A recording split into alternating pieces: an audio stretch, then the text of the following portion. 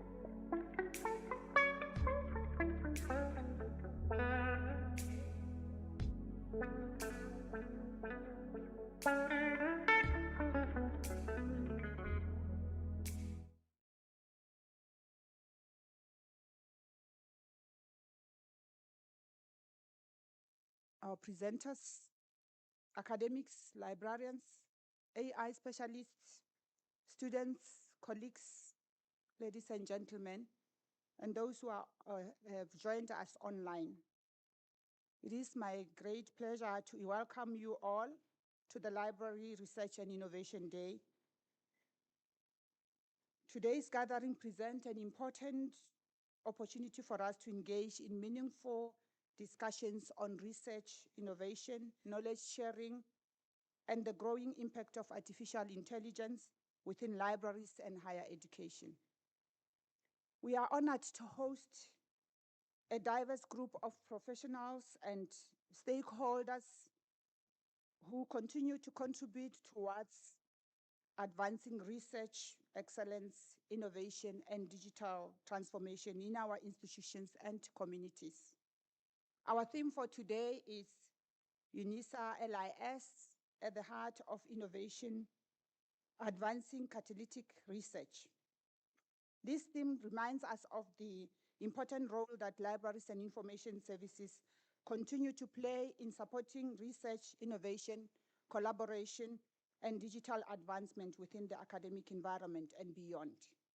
The first presentation will be on harnessing the power of AI research tools in libraries and information services. And the second presentation will be on AI-powered platform for topic discovery, research funding, strategy, and impact. And the third presentation will be on driving aviation innovation and research through information and knowledge management, the power of industry and academic partnerships. As we begin today's proceedings, I would like to encourage all delegates to feel welcomed and comfortable throughout the program, relax, engage freely, network with one another, and enjoy the experience of learning together.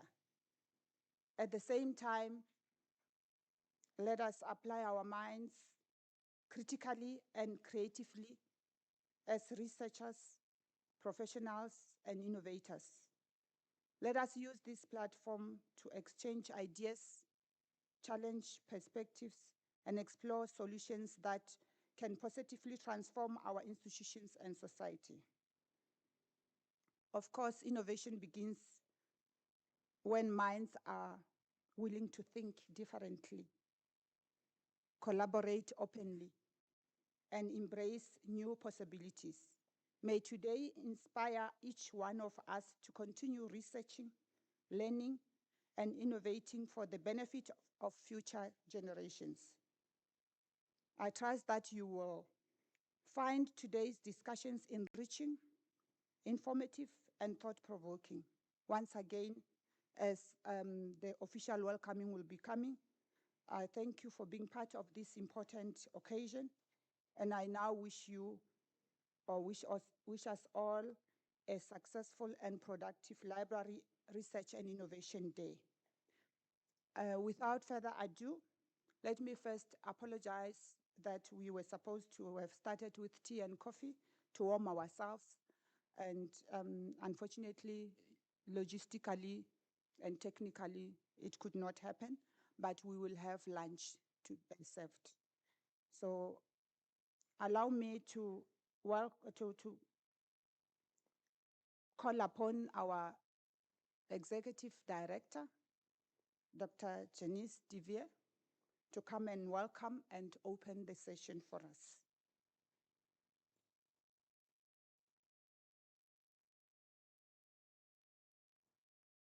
She hasn't reached the stage for weekend. Until she arrives here.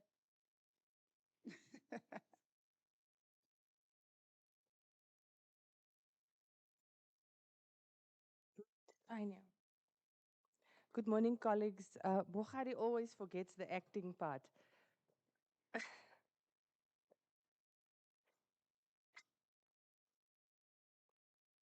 Colleagues, a very good morning to our program director. Thank you for the warm welcome. Our distinguished guests, our esteemed speakers, academics, researchers. I'm going to go out here on a limb and say AI specialists because I think some of us are. Our students, our LIS partners, our colleagues, ladies and gentlemen, it is both an honor and a privilege to welcome you to this day. The theme for the library event, as Mohari has said, is the Unisa LIS at the heart of innovation, advancing catalytic research. And I want to add an extra word there. Instead of just heart, I also want to add mind, because to me it feels like it's not just here, it's in your mind and how you do things. This event reflects our collective commitment to supporting and advancing research, specifically the catalytic niche areas in Unisa, innovation, knowledge sharing, and digital transformation within the LIS, as well as the broader sector when it comes to our university, where we function in as academic libraries. In an era defined by this rapid technological change, platforms such as AI are indispensable in fostering collaboration, critical thinking, engagement, innovation, etc. This event has been organized with the purpose of showcasing innovative initiatives, research developments, and emerging technologies. These we see as shaping futures of libraries and knowledge services. This was also emphasized. I read an article yesterday, just quickly, by Sosa. He published a paper in 2014 where he mentions in his article that at a time when algorithmic automation is quietly reshaping the ways in which knowledge is produced, accessed, legitimized, academic libraries face an urgent imperative to move from being merely information intermediaries to becoming critical hubs of artificial intelligence competency. And colleagues, I feel this is so true.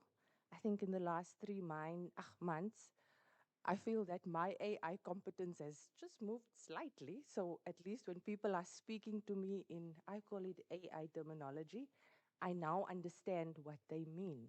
Whether I use these tools and platforms correctly, that's a totally different question.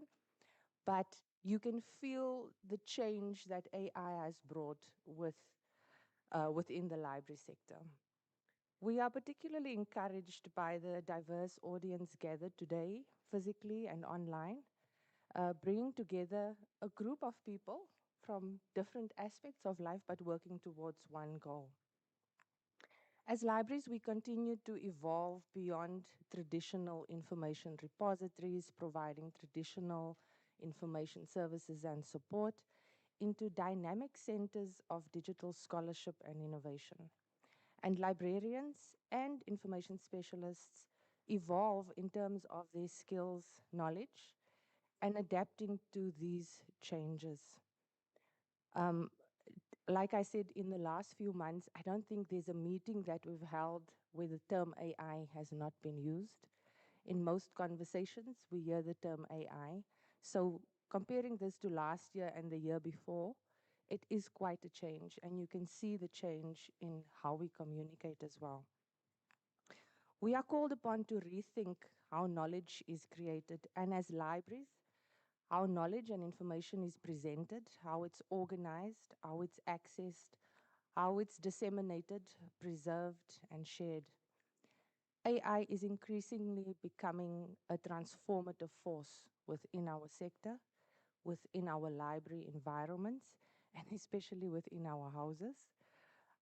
Colleagues, I have not brought a washing machine in many years. My washing machine is a Samsung. It lasted for over 20 years. And the other day, I finally, it broke. So I had to go buy a new washing machine. And the salesperson said, "So which type do you want?" It's an AI this and an AI that. I don't know what AI in a washing machine does. So he had to explain it to me. But we can see it infiltrating. It's not just in where we work, but it's also in how we live. That's why I was saying the theme in our hearts and minds. You have to rethink. My daughter was saying the other day, and I like to use these examples because this 12-year-old is teaching me a lot of things. She had to do a research, and she told me about a specific platform that she's using, which I haven't heard of. So when I got all excited about Jenny and using Jenny for my academic work, she said, "No, Mama, but you're using the wrong one." So I was sat down and explained why the other platform that she's using is more appropriate than the one that I'm using. So AI is increasingly becoming this force that we will have to adapt to. The ways in which we as academics, librarians, researchers access and use the information, how information is managed as well, and how services are delivered. Oh, okay. Our colleagues, just excuse us for a technical. Can we get AI to fix it?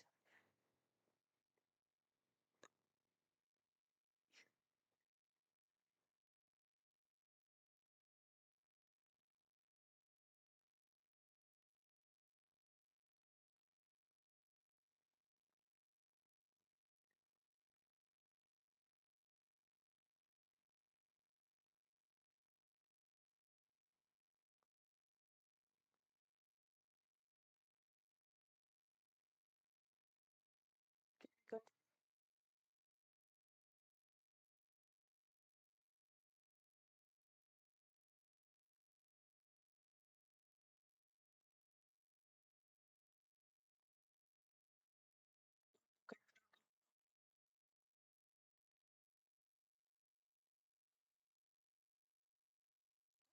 Written down, eh?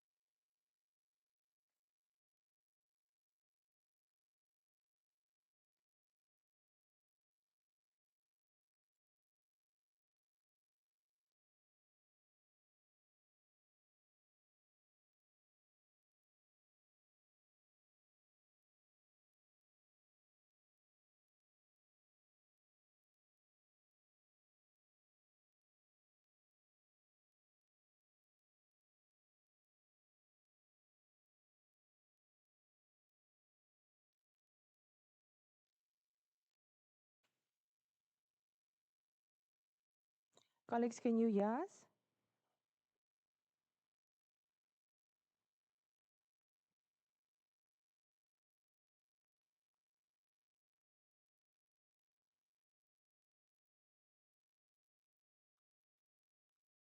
No.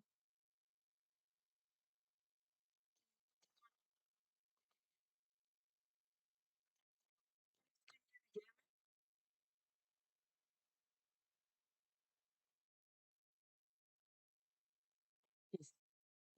Continue. I'm not sure where you missed out, but I'll just repeat the part about the washing machine they were asking me. Where my washing machine broke after 20 odd years, and I was forced to buy a new washing machine. And this was actually at Macro. You go in, you look at all the different options, and they start telling you what type of AI washing machine you have. I don't know what AI specifically does. The thinking, is it the cycles or whatever, but it's infiltrated so much of our lives. Colleagues, today's program has been specifically designed to showcase pioneering initiatives, research developments, emerging technologies that are reshaping the future of libraries and knowledge services. Yesterday, in a session, I made a comment, and I might be challenged on this. Nobody knows how the future will look. And this is all us imagining or predicting from our experiences what we might see in future. So today underscores our shared responsibility, like Mohadi was saying, and an opportunity for us to embrace innovation and explore these AI possibilities within our work. We want to strengthen teaching and learning. We want to strengthen our research support, and we want to strengthen community engagement. So in this regard, the Unisa library plays a pivotal role in advancing the university's strategic objectives, specifically Pillar 2, that's applicable to today, that emphasizes research, innovation, and engagement. Through initiatives such as digital transformation, AI-driven research support, open access advocacy, and advanced knowledge management practices, the library actively contributes to enhancing scholarly productivity, fostering collaboration across disciplines, as we see in the catalytic niche areas, and ensuring that knowledge remains accessible and impactful in our society. The library thus functions not merely as a support service, but as a strategic partner in realizing the UNISA vision of being globally competitive, inclusive, and a responsive institution within the higher education sector. I'm quite excited, colleagues, today in terms of the topics that will be presented, and we will see that all of these topics have a common thread throughout the papers. I'm not going to highlight any of these because I don't want to spoil it, so I'm quite looking forward to all of the presentations. These presentations are both very timely and necessary as we collectively seek for sustainable future-oriented solutions that will ensure our institutions and libraries remain responsive, competitive, and impactful in this digital age. This event aims to encourage collaboration and inspire innovative thinking. It is aimed at promoting our awareness of our emerging trends and best practices in research, knowledge management, and AI technologies. To all the presenters, organizers, partners, our delegates, we extend our gratitude to your invaluable contributions today and hopefully beyond today. Your dedication to research and innovation and knowledge advancement continues to inspire progress within our institutions and libraries. I encourage each of you to participate actively, engage critically, network meaningfully, and embrace the learning opportunity throughout the week in all the different activities. But today, let's speak AI, let's speak libraries and AI, let's speak engagement in research and AI. Colleagues, recently I have used AI in, should I say, you see, sometimes it feels wrong, but it's not. And I think that's the other fear that we have to get rid of. It's not wrong. I think it's how we use it. And the power that AI has to enhance our daily activities, even in research, is phenomenal. So I'm looking forward to today, colleagues, and welcome to the session. Thank you so much.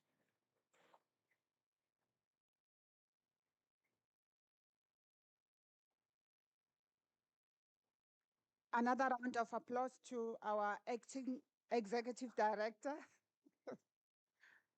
Um, Thank you so much, Dr. Divi, and for the warm welcome.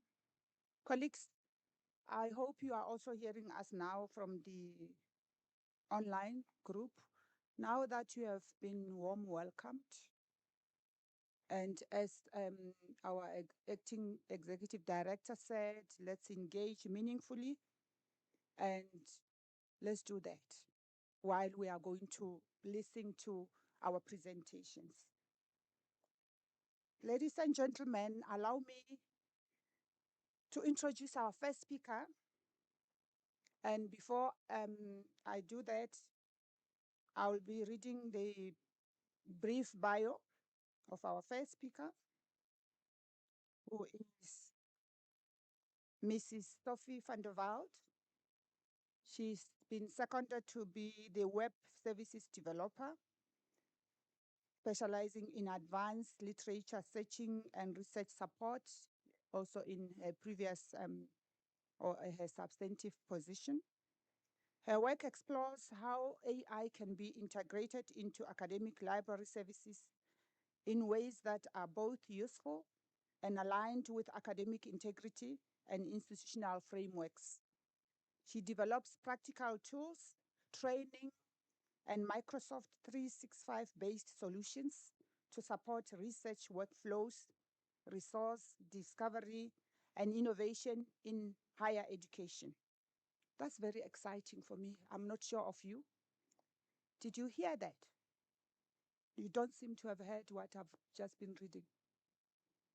Okay.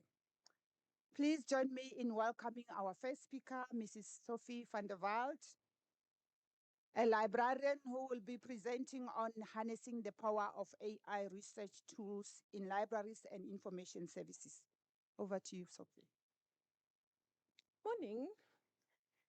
I am going to look like a techno person. I have like my laptop there, but that's for the comments to see what people are saying. And I have my phone because I tend to, those of you who've heard me speak, I tend to not respect time. So this is so that I make sure that I stick to my time. So this morning, Mukhari asked me if I could not just have a discussion, not present, but have more of a discussion. So for those of you who've been to like the barnyard or any of those type of places where audience participation makes you uncomfortable, you know, when they sing, but they look at you when they sing.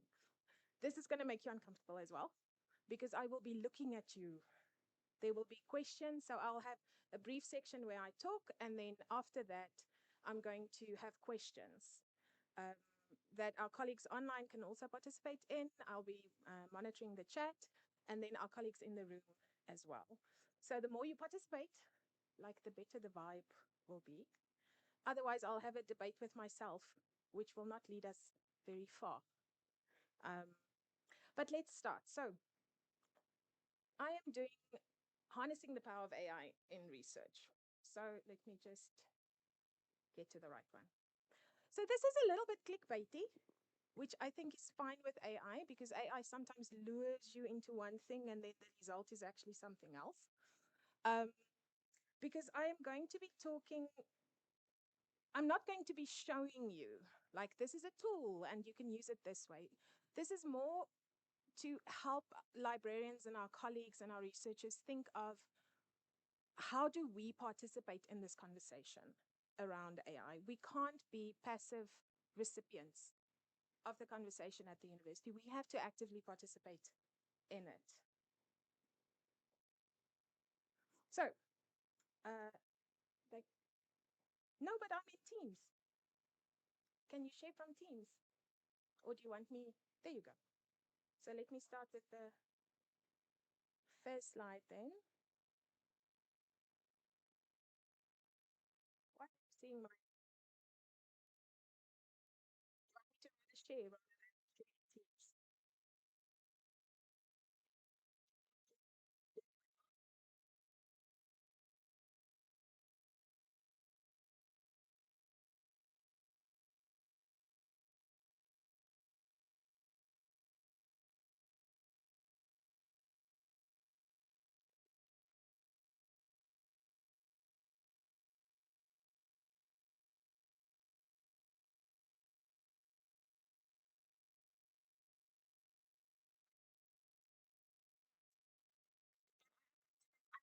Eye contact with a lot of you in the room when we come to the discussion part.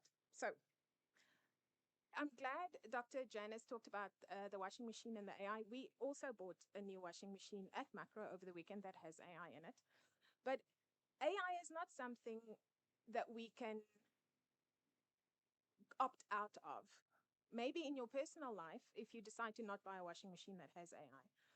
But when we talk about research and we talk about the university, we really can't. AI is already here. Um, our researchers are having conversations with their students about how to use AI tools, how not to use AI tools. The university is embarking on a AI literacy program. We had Google Notebook training last week. Um, so our students are using it, our researchers are using it. We are also using it, if we are honest with ourselves. Um, we just had a 2-day vendor day where our vendors came to talk to us, our database vendors, and they are all incorporating AI, whether it is in the user interface part of it or whether it is in the library systems management side of it. AI is in our workflows starting to creep in. It's in our research. It's in asking, how do I meal prep? We are using it more and more and more. So this is really not something. I don't want you to think of AI as like a boogeyman or something completely different. It is already here with us. So we've got the researchers are using it. We have native AI tools, so Elicit, Consensus, Research Rabbit. Those, if you are working with students and with researchers, those are the questions that they'll ask you. Which tool is the best one to do this? How do I use this tool to do that? So it's already starting to come together. If you go into our databases, the library's databases, and we have fantastic databases. The Unisa library has the best e-resources in the world, I want to say. It's really fantastic. But if you go into there, you'll start seeing the search interfaces are also now starting more and more and more to have an AI enhancement or an AI assistant that comes in. And then what's also on the rise is something called zero-click research. I don't know how many of you have heard of it, but that is where students and researchers and us, we search for something or we discuss something with AI, and it brings a summary. And then sometimes it gives you the citations as well. But you don't actually click through to the citation, no? You just look at the summary that the AI gives. And that is actually called, they call it the crocodile effect. Because this describes how AI systems actually positions themselves between the libraries and the publishers and the audience, the consumers of the information. And that has a real impact for the library and for the university because it means that our e-resources in our database don't get clicks. So our stats go down. So it looks like people aren't using our resources, but they are using it on an AI platform. We just don't have that. So already you can see, like you might think, oh, I'm in this section of the library. I'm in procurement, it doesn't affect me. But in our systems, we have AI. Oh, I'm here, it doesn't affect me. But it does. AI is scarcely everywhere. Let me just close this.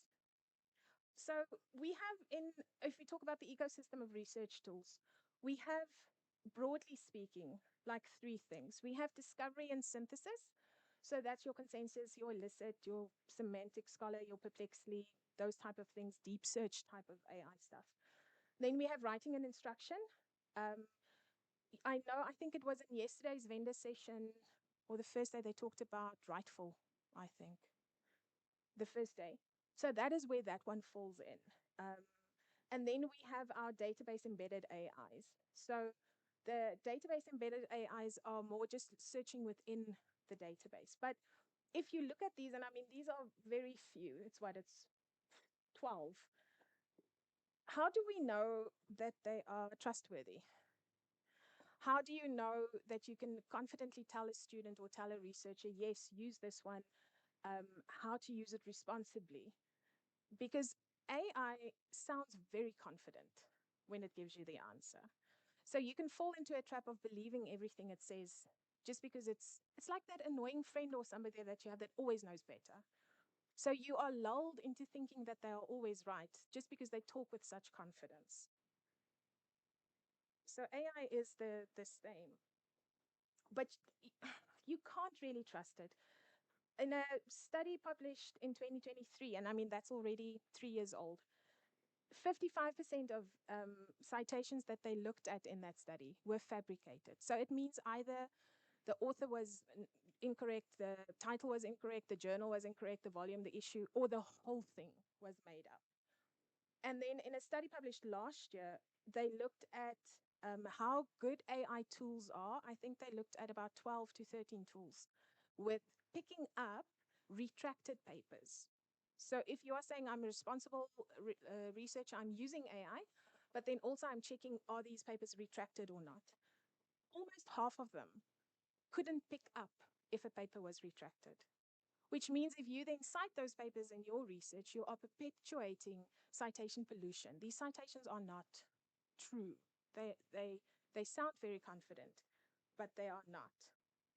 So when we talk about the library's role in all of this, our role is not disappearing. It can be easy to think, oh, AI is helping the researchers get to resources. Oh, they're explaining how to do lit reviews. Oh, they are explaining these things. What is then the point of us? Why are we here? In our library management system, maybe there's AI that assists with metadata for cataloging. Where does it leave me? What the opportunity is for the library is that our role is not disappearing, it's actually deepening. We are going from being almost like a gatekeeper. We have all the information and then we give it to you as you need it, to being a navigator, to helping our researchers, helping our students, helping our community navigate the murky waters that is AI. Talking about curating. So when we have AI tools to evaluate them, which tools work best for which thing that you want to do? How do you use them effectively? You were saying, Dr. Janice, you're starting to use it, but you don't know, are you using it in the right way? You're also not sure, are you using the right tool for the right thing that you want to do? Helping also to get our researchers and students used to verifying the output, the citations, the summaries, which brings them back to the library now, back to where the authoritative sources are. So it's not that they are going outside of our ecosystem and then they stay there. We bring them back. And then building critical AI literacy across the institution.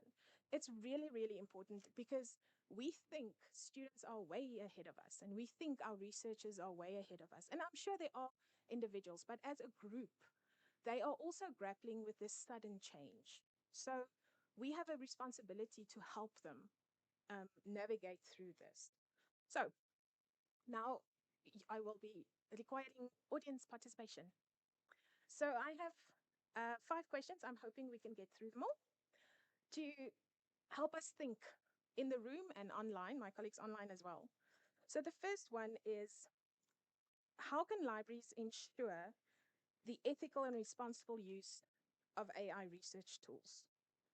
So something to consider before I start saying is they opening the floor is, who sets the rules for the responsible and the ethical use? Who sets the rules of what tools we should implement, turn on in our databases? Should they automatically be turned on or not? How do we protect student data and privacy when we use these tools? And if we bring it back to the library, what is our responsibility when a researcher submits AI with fake citations? does the library have, does our responsibility extend to that? So now I want to know if somebody has a similar question, can answer these questions. What have you thought? We're not going to solve anything. This is not, we're not going to solve who sets the rules and then we say this is the rules. This is a discussion to find out. You'll find out what I think, but I don't know what you think. And that is where the purpose of this discussion is, to find out how do we view this. So is there anyone in the room who would like to add something to this? And then we'll take questions here and then I'll take it online as well. Yes, Dr. Janice.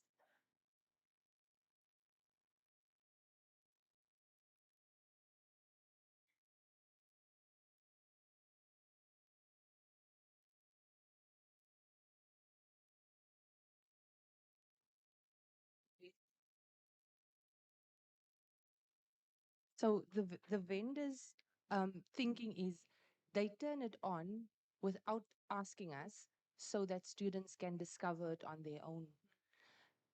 My thinking, if we first have to learn how to use it, it will take long, and then we want to teach it in training, maybe. I don't know.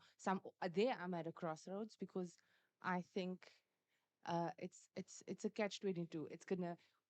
Somebody's gonna be too slow. So if they turn it on, it's there, it's available. Um, Students can explore, or users explore and discover at the same time as we are doing it. And then if there's any issues, we can respond to it. Who sets the rules? I think it should be both groups, librarians and users, together. Yes. Yeah. Thank you. Before I go into that, is there somebody, now that the question ice has been broken, who would also like to participate?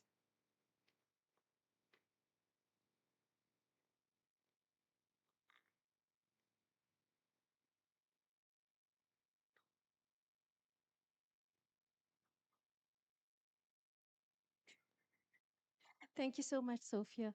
Now, I just wanted to say, Trifina and I did have an encounter with the College of Law, where the AI research assistant is not integrated yet with LexisNexis.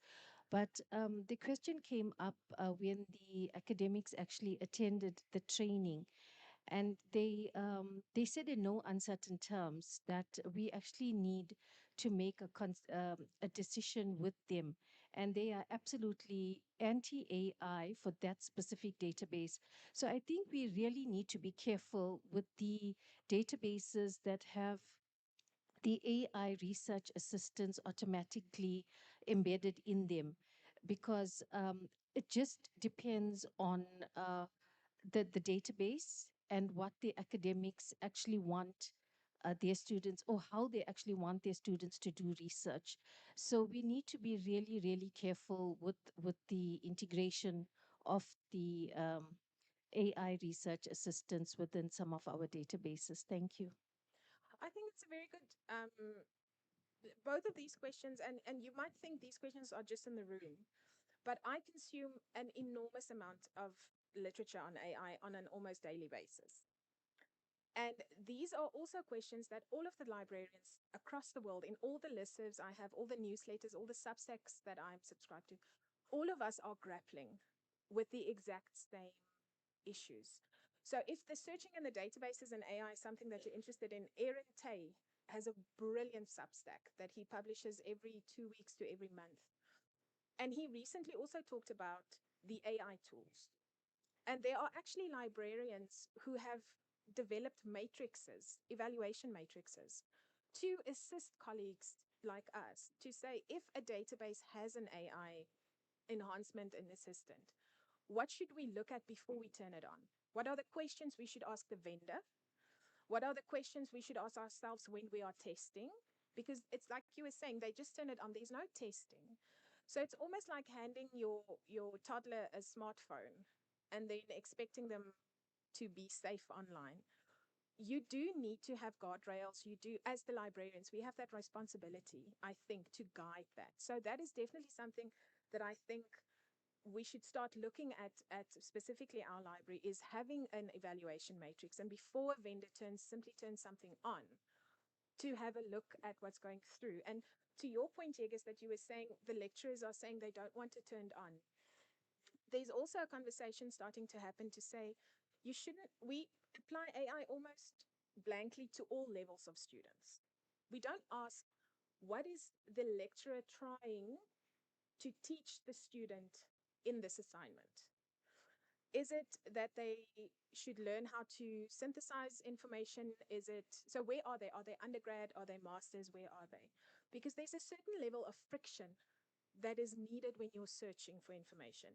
It's where you go into a database, you look for something, and you get something, but it's not quite what you were looking for. And then you revise, you read, you come back again. And that friction is where the learning happens.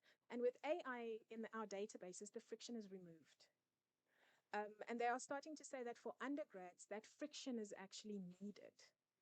Um, so it could be that we maybe in the future will say, okay, there should be a level. So for undergrads, the AI is not turned on. For postgrads, but there's a whole conversation that is happening around that. I just want to go to the chat. So Tsepo says, how can libraries ethically integrate AI into knowledge organizations, research support, user services while protecting IP, privacy, copyright, equitable access to information? So it's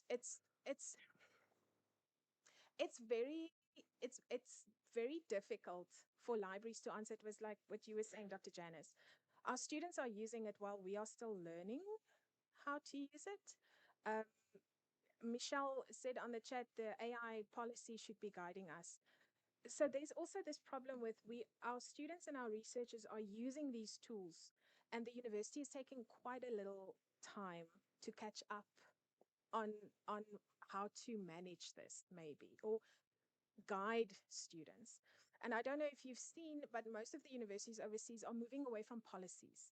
They are moving towards guidelines because policies are very prescriptive, it's punitive. Guidelines are saying, is more saying how we should use it and having your um, integrity almost be a layer on top of that.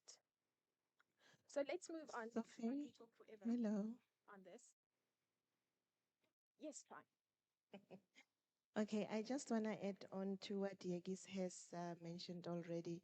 Um, Still on I don't know if I should say it's a dilemma that we have in the college with regard to Lexus Plus Protege. So the one thing that was brought onto the table is that, like you say, the friction for undergraduate is needed, and it should maybe be removed when it comes to that, and maybe give access to the postgrads. But then what was mentioned is that we have academics that are students themselves. We have students that might have these resources at institutions where they work. So we might be taking access away from them here in the library, but then what's going to happen to those that have access at work and those that we deprive of that access? Where do we, like for lack of a better word, actually, I don't even know how to describe it. But then as librarians, how do we give a level ground, Yeah. yeah, for all the students when it comes to that, looking at that factor, workplace access, and here at home, those that are not able to get access then are discriminated. Thank you. I think it's a good question, and it leads very unplannedly into our next question, which is about opportunities and challenges, because that is a challenge. Um, the Unisa library prides itself on saying we provide equitable access to our students. So regardless of where you are, whether you are in the country, in another country, online, you can physically come to a library, we want to provide the same level of access to all our students. But it does become difficult when you then are a gatekeeper of a tool, or how it's going to be used. But again, we don't have the budget to purchase all these tools. Um, and a lot of these tools are um, tools that people can use privately. Claude and Perplexly and those things, they can subscribe to it. So I think a challenge for us is both like question 2 and question 3. Question 2 says, how do we keep pace with hundreds of new tools being launched each month? There's a website called There's an AI for that you can subscribe to, a newsletter that I get daily. And every single day, there's a list of like 10 or 12 new AI tools that you can use for various things that you want to do. And then our vendors are creating new AI tools inside of their databases. The library management systems are incorporating AI. It becomes very difficult to keep up as librarians because we don't have unlimited budget where we can purchase these things and play around with them. You can maybe purchase it on your personal salary, but still, in the end, all of these things add up. Um, and then also, what happens if we don't keep up? That is a challenge. If we say we are overwhelmed, like you were saying, it's we can't keep up with all these changes, and we step out of the conversation. What then happens? Because these conversations will happen regardless of whether we keep up. The university will go on with the guidelines, with assisting students.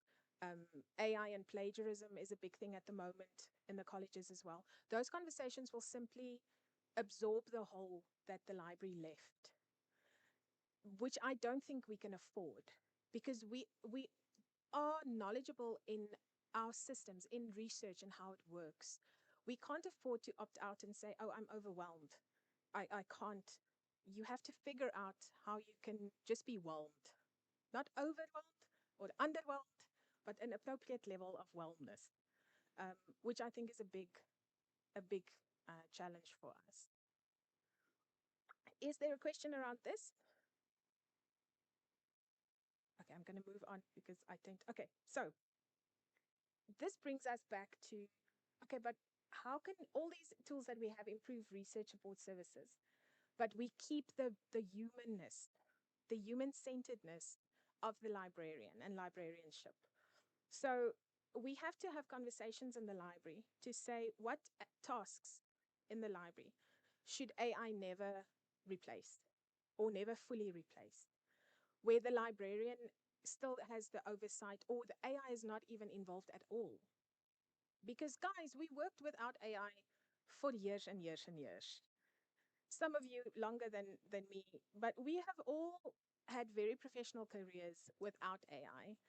It's not a crisis to do something without AI. You actually know how to do things without AI. So when do we say this one we don't farm out to AI, this one we actually do ourselves? And then how do we design where we say, okay, no, here we have support services. Some of our databases have AI, we've turned it on. We buy products that are AI enhanced.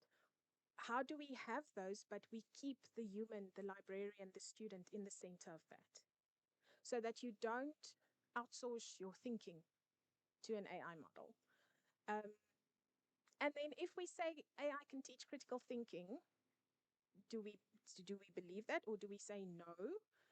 AI can go up to a certain point, but then a human. If we think of critical thinking, think of our library environment. Can AI really help the students in searching, creating search strings, knowing which database to use? When does a librarian need to step in? Or do we start with a librarian, with a human, and then once they have the basis, then they can go to the AI tools? Does it make sense? You are not very enthusiastically saying it makes sense. So, but start thinking of, in the role of the librarian, what is just simply you bring that uniqueness. I always say when people say, oh, AI will replace us. If AI can replace you, you should be replaced. Because what is your value that you are bringing? The human-centeredness, your knowledge, your experience. AI cannot replicate that. So that is what you bring to it. And then when we talk about practical skills and competencies, okay, practically speaking, what can we do? There's a lot of talk at the university at the moment about AI literacy. Most of it is focused on AI literacy of lecturers and our teaching and academic staff.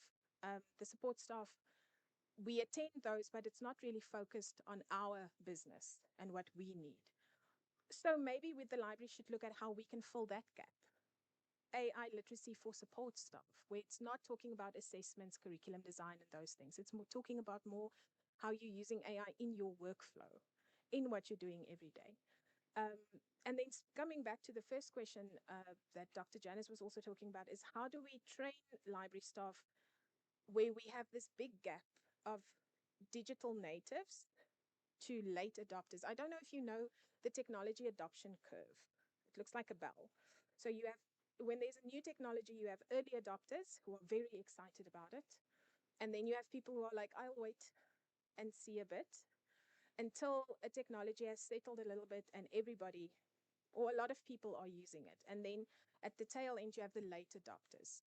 So if you think of when smartphones came in and maybe your parents or your grandparents, how long they waited before they wanted a touch screen because they said, I know with the one with the buttons how it works, and then moving on. The same is true of AI in libraries. We have librarians like myself who are early adopters. I love technology. I'm interested in it. I want to try it out. And then we have librarians who say, I'm going to wait until this calms down. I remember this trend and nothing came of it. So I'm not going to get upset. We'll see how it settles. I'll wait and see when guidelines start becoming written, when the university gives us guidelines. And then we have people who will always say, I'm going to see, I never want to use this. So how do we train people who have that bigger span of how they view technology? So maybe the question I can ask is, at the moment, for you, what do you think is the AI skill that we should prioritize? Is it literacy? Is it using it? Is it explaining to other students and users how to use it? But if you had to think of like one thing, what would it be? Mhm. How to use it ethically and responsibly. How to use it properly, maybe, is the right one. So the library has actually started already with that question of what should we teach, how should we teach it. The AI guidelines was drafted last year. One of our librarians, Refilwe Paula, she was part of the AI task team and pushing to have the library inside of it. The library is actually mentioned in name, by name, in the later sections, section 12 and 13, where it starts talking about how do we roll out the literacy. We have a LibGuide on AI and literacy, how to use it in the searching, how to use it when you evaluate the outputs that it gives. We did a radio series last year at the Unisa radio for our students. At the moment, we're busy with internal training for our librarians that is focused specifically on the library work and support staff. Our vendors, the last 2 days, our vendors spoke about their AI that they have in, so they also give us training. And then the library's also been part this year with the regional academic integrity workshops, where they've invited the library to speak on AI. So things are actually happening. I think maybe we're not aware of it or we don't know how to join some of the things, but the library is actively participating in this. So I was also asked to talk about like what is the future. So the future is difficult because did we think 5 years ago we would be talking about AI? Did we think 2 years ago we would be talking about AI? But the things that I've seen talked about with librarians that I respect, international ones, is they're talking about the role that librarians will need to start playing in verification. So helping our researchers verify and teach them how to verify the outputs that they have.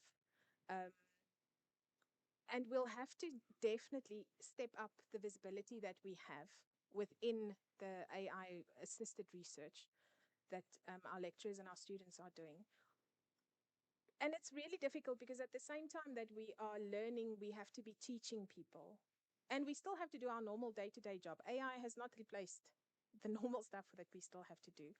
So it is really this push and pull the whole time between wanting to learn about something new, but actually, how do you implement it?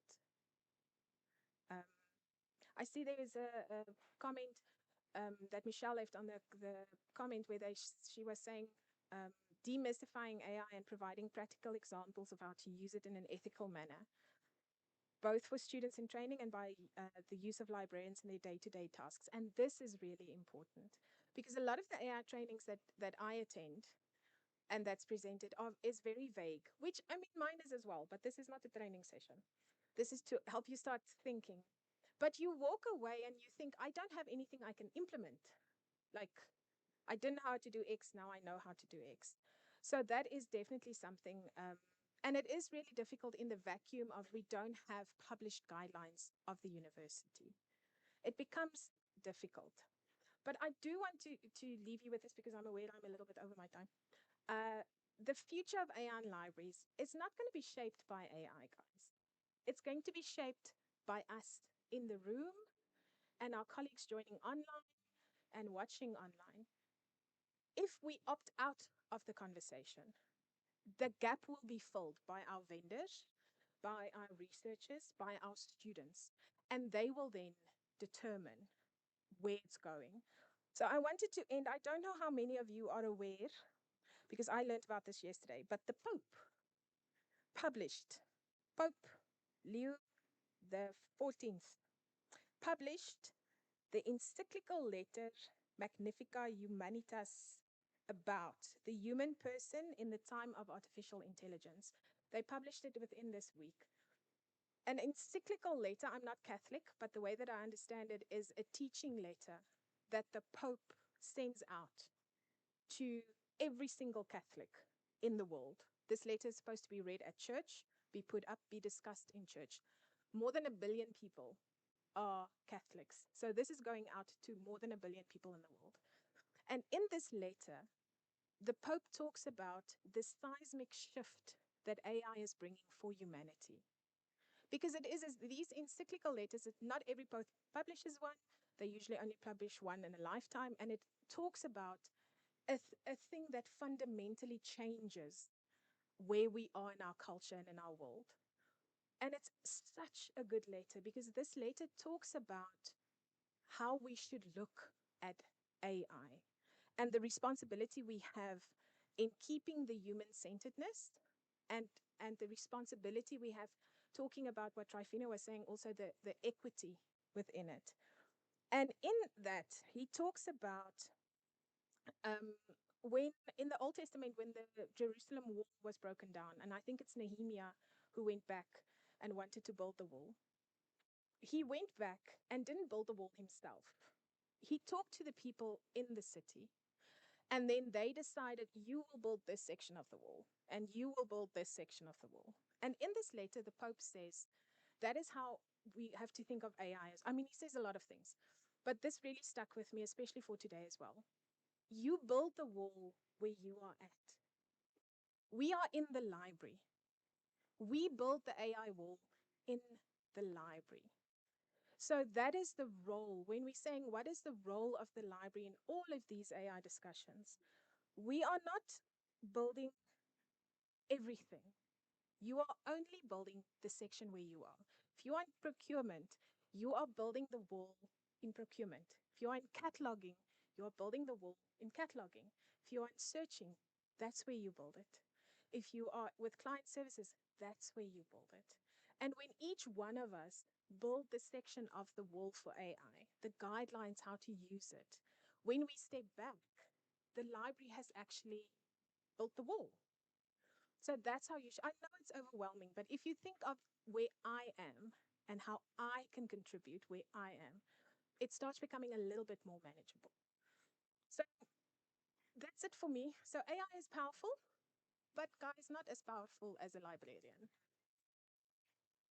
Thank you.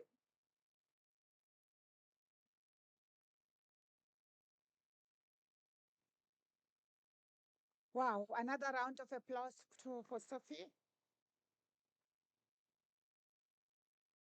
AI is powerful, but not as powerful as.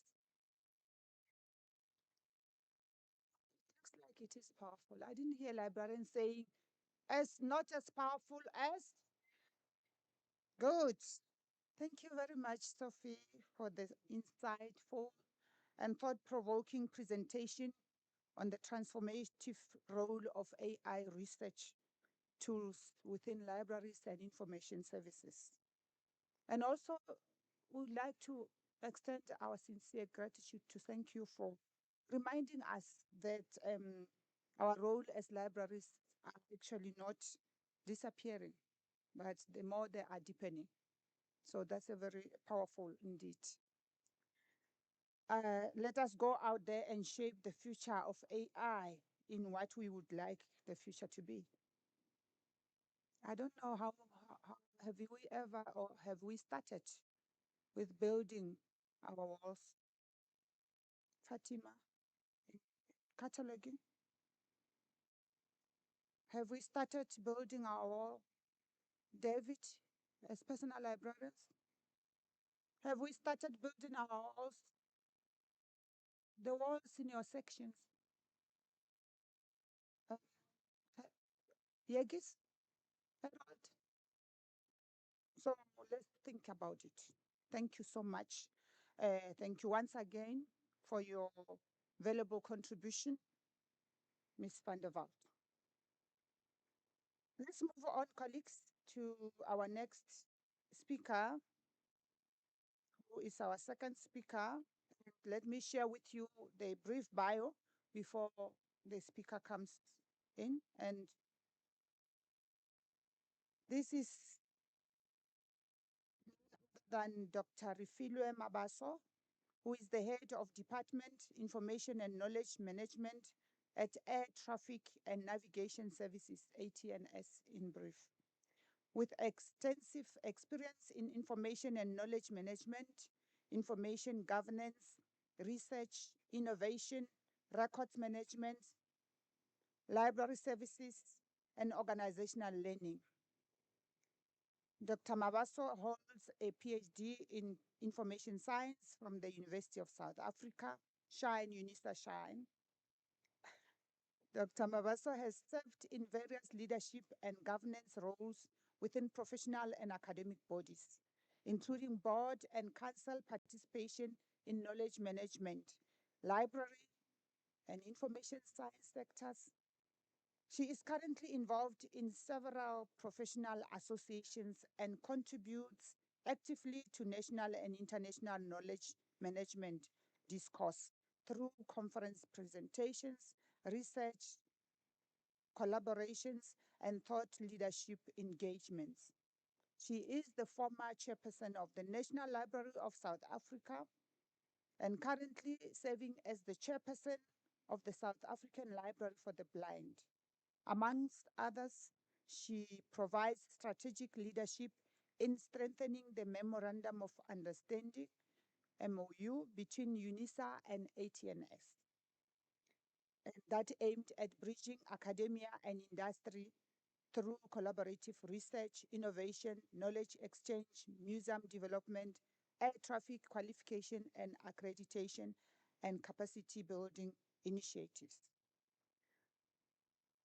I'm not going to say much on this because as you had the bio, the brief bio, the presentation will actually be taking us through or beyond the traditional library environment into the broader landscape of innovation, knowledge management, and catalytic research within the aviation sector. We are honored to have a representative from the Air Traffic and Navigation Services who will share insights into innovative practices, knowledge management strategies, and research initiatives that contribute towards organizational growth and sector development. Ladies and gentlemen, please join me in welcoming Dr. Rufilwe Mabaso.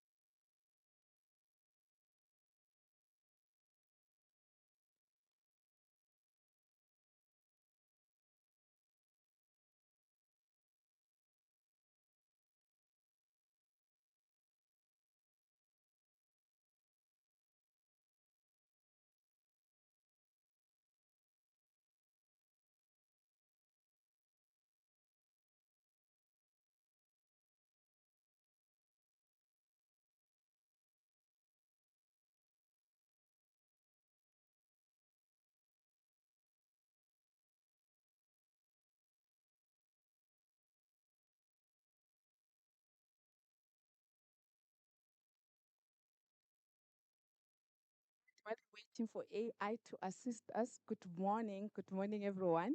And thank you so much for the opportunity. I feel very much welcome. This is home for me. I've done my studies with Unisa, so when I'm at Unisa, I feel like I'm home. Yes, definitely. thank, thank you so much, and quite excited to be part of this important event.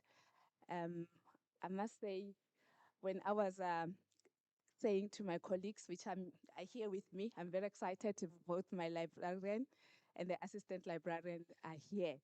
So that for me went to say, yeah, at least I'm not going to talk foreign to everybody, because part of what I'm going to say might be slightly foreign. So they will be understanding. And should there be questions, I'm not going to take the questions. They are more eloquent to take the questions than I am. So colleagues, on behalf of ATNS, which is Air Traffic Navigation Services, we are here excitedly so. And not because I've studied here, and because, again, there's another reason, we're working with you. And that's, I think that's the story I'm going to share today. I'm hoping that my presentation will reflect, oh yes, definitely. If you look at the title of my presentation, it says driving. Thank you so much. It says driving aviation innovation and research through information and knowledge management, and the power of industry and academic partnership. That's the reason why we are excited from the ATNS point of view to say this is what makes us to feel at home when we are here, because we found a home from the Unisa, not only as in the university from the academic point of view, also from the library. For those who don't know, I'm a co-librarian. My first love is librarian, or being a librarian, because I worked as a librarian for a very long time. And I've been very much fortunate to also be in the leadership of our libraries throughout my career. So colleagues, AI will have to help and work with me here. So can't get to the next slide. I don't know how to, if there are, there's no pointer.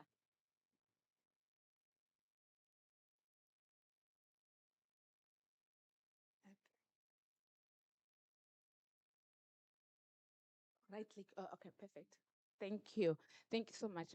Colleagues, I'm going to cover basically high-level introduction of who's ATNS, so that when we move into saying what we say, what do we mean by this partnership, especially from the point of research and innovation, and also just to give a high level of what this partnership means to us as ATNS and where we are with regards to the partnership itself. Because it's, if you remember when my I think my introduction was provided earlier on. The last part of it emphasized the MOU part, which I am leading from the ATNS point of view, and also on behalf of the organization, which is all about our partnership with Unisa, specifically from the library point of view.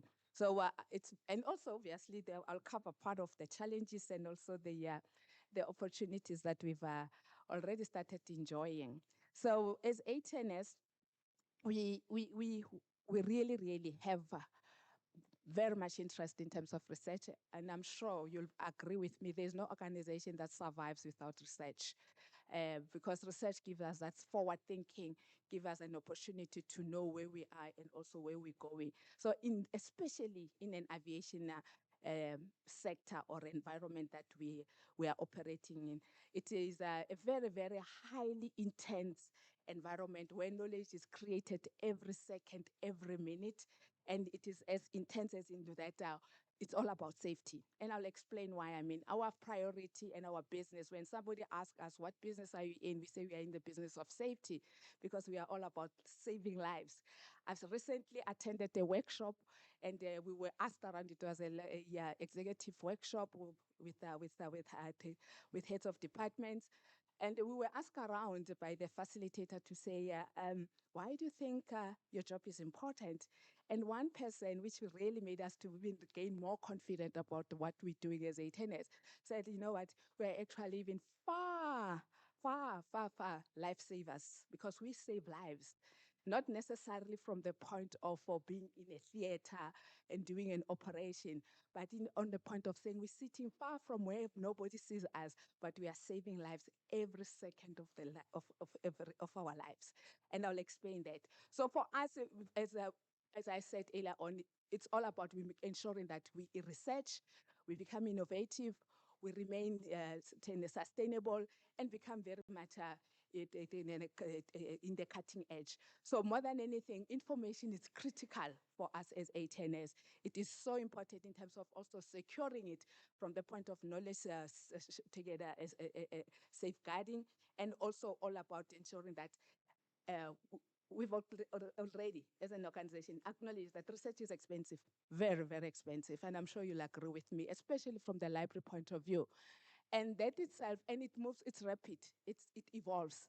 And that itself meant to us that how do we cope, especially as a very small organization that we are, but very big in terms of the operation, and also coping with the research that is evolving, moving rapidly so, but also ensuring that we remain at the cutting edge of providing information, also safeguarding this knowledge that we are creating at all times. So we continuously and forever sustaining knowledge harvesting, sustaining knowledge creation in terms of making sure that as knowledge is created, we safeguard it, and also we provide information that is so important for us. So we always say in this evolving environment that we are, research and development should also be as evolving and also as sustained as it's supposed to be.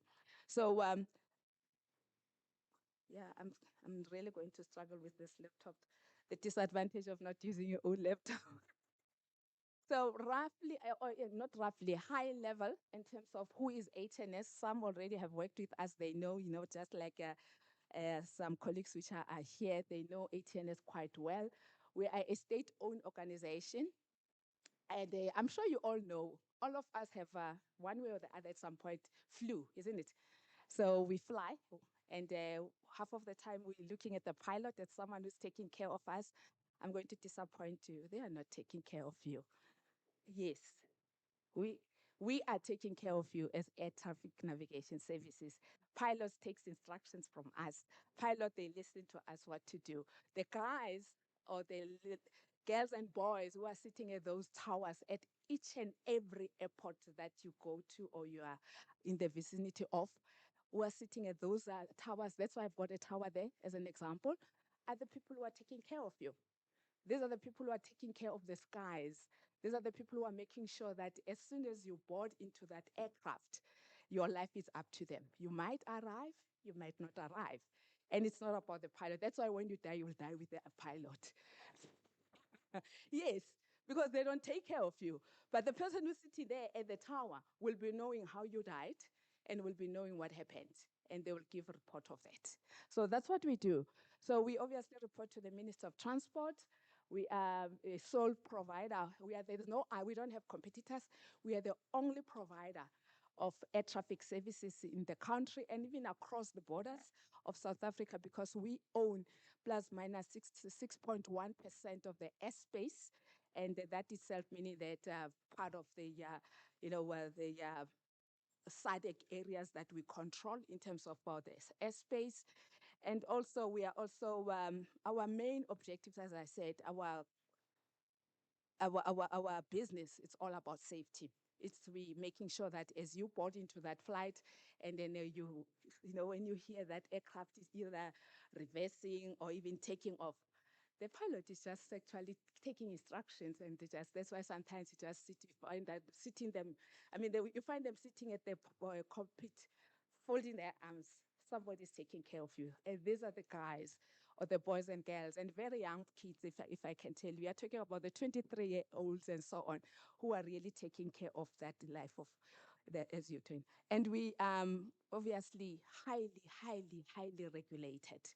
And it's all about safety because, and we are amongst the safest skies in the world. We win so many awards, and all because of our operations in terms of how they are defined and how they are regulated. So as I said, this is just an example of our operational model to say, we take care of you as soon as the aircraft starts, going up there. You must know that somebody is taking care of your life. You might not arrive. But then as soon as you land, we disengage, we hand over to AXA and the rest. The pilot also disengages us. They will always tell you, thank you for flying with us, and it's over. So then we also have given up on you to say, it's okay, you can go home. So as you were there flying, the boys and girls in the towers are taking care of your life. So that's what we do. And now I'm getting closer to why we are here. So as information and knowledge management, and most of us are librarian by profession, you are so right when you said our profession, it's here to stay till the end of time. It is evolving. One will ask, Dan, what do you do? I mean, those guys might be sitting at the tower. It's a very technical environment. Trust me, they are relying on us to provide information.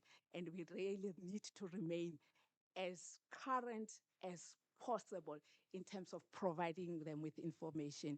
As I said, if you ask questions about that later on, I'm going to not answer. Most of the questions will be answered by ladies and Katiso who are sitting there, because that's their responsibility in terms of ensuring that information is provided, and also ensuring that it is on time. And just a classical example, one of the information that they are responsible for is what we call the aeronautical information publications, in the meaning that that those publications should always be available at the tower, and also including the pilot. And that is the information that directs between and both the pilot and the air traffic controller should have the same copy at the same time, and also referring to the same passage of discussion in terms of when they start flying. So that information comes from us as librarians. We are responsible for that. That's how interesting our work is. So we're supporting aviation safety and operational excellency, ensuring and also making sure that that operation from the information point of view, it is of importance, critical, timely, and also accurate. And that itself tells you that there's a lot of research that goes behind that. There's a lot of thinking that goes behind that. And I wonder if AI can get that far. In terms of knowledge retention, we are responsible because this is a very specialized environment by its nature, because air traffic controllers, they come to ATN as matriculants, and they grow through the pipeline. You cannot come with a degree and say, I want to be an air traffic controller. You'll have to go and start like any other person from matric point of view, whereby from matric you get into the air traffic control training up until you become a year. And that takes you plus minus 10 years to be a seasoned air traffic controller. So that itself, meaning that as a information and knowledge management department that I'm responsible for, we have to take care of that knowledge, that information provision, and also ensuring that there is knowledge transfer. We also are part of making sure that we build strong partnerships between ourselves as the department and also the organization at large, especially the academic side, because we do have an academy which is strictly training air traffic controllers in terms of aviation training courses and so on. And we support decision making. We play a very, very important role in terms of providing reliable information, and also making sure that that information translates into decision making from the strategic point of view. And also we are responsible for governance and compliance. As I mentioned earlier on, that we are in a very regulated environment, extremely regulated. So when it comes to most of the regulation, policies, procedures, we provide information for those discussions and so on. And also we're very close in working with our Department of Research, Development and Information. And this is the one that is actually bringing us to come closer to Unisa, especially the library. We'll talk about it later. And the partnership that we have with Unisa has a number of pillars. There are about 10 in total. I've just, in paper on the MOU, it says 6. But with time, it becomes more distilled and clearer, and it gets up to 10. And I'll go through the partnership initiatives quickly. The first one is library and information services, and I'm sure I started with this for obvious reasons. We working very closely with the library through Dr. Sekhamedzi with regards to finalizing the SLA for the university or the library to assist and support us with the information services. We've already identified the resources, And I must say, I'm proud to, to always associate myself with UNISA. And I think, as said by the previous speaker, you've got the best library resources. And that it's, comparatively speaking, I say that out of pride to say we are also now part of that, beneficiaries in terms of accessing those resources. We also have a part of the MOU content management, working very closely with the Department of Information Science with regards to content management, knowledge management, records management. I'll come back to the to number 5 later.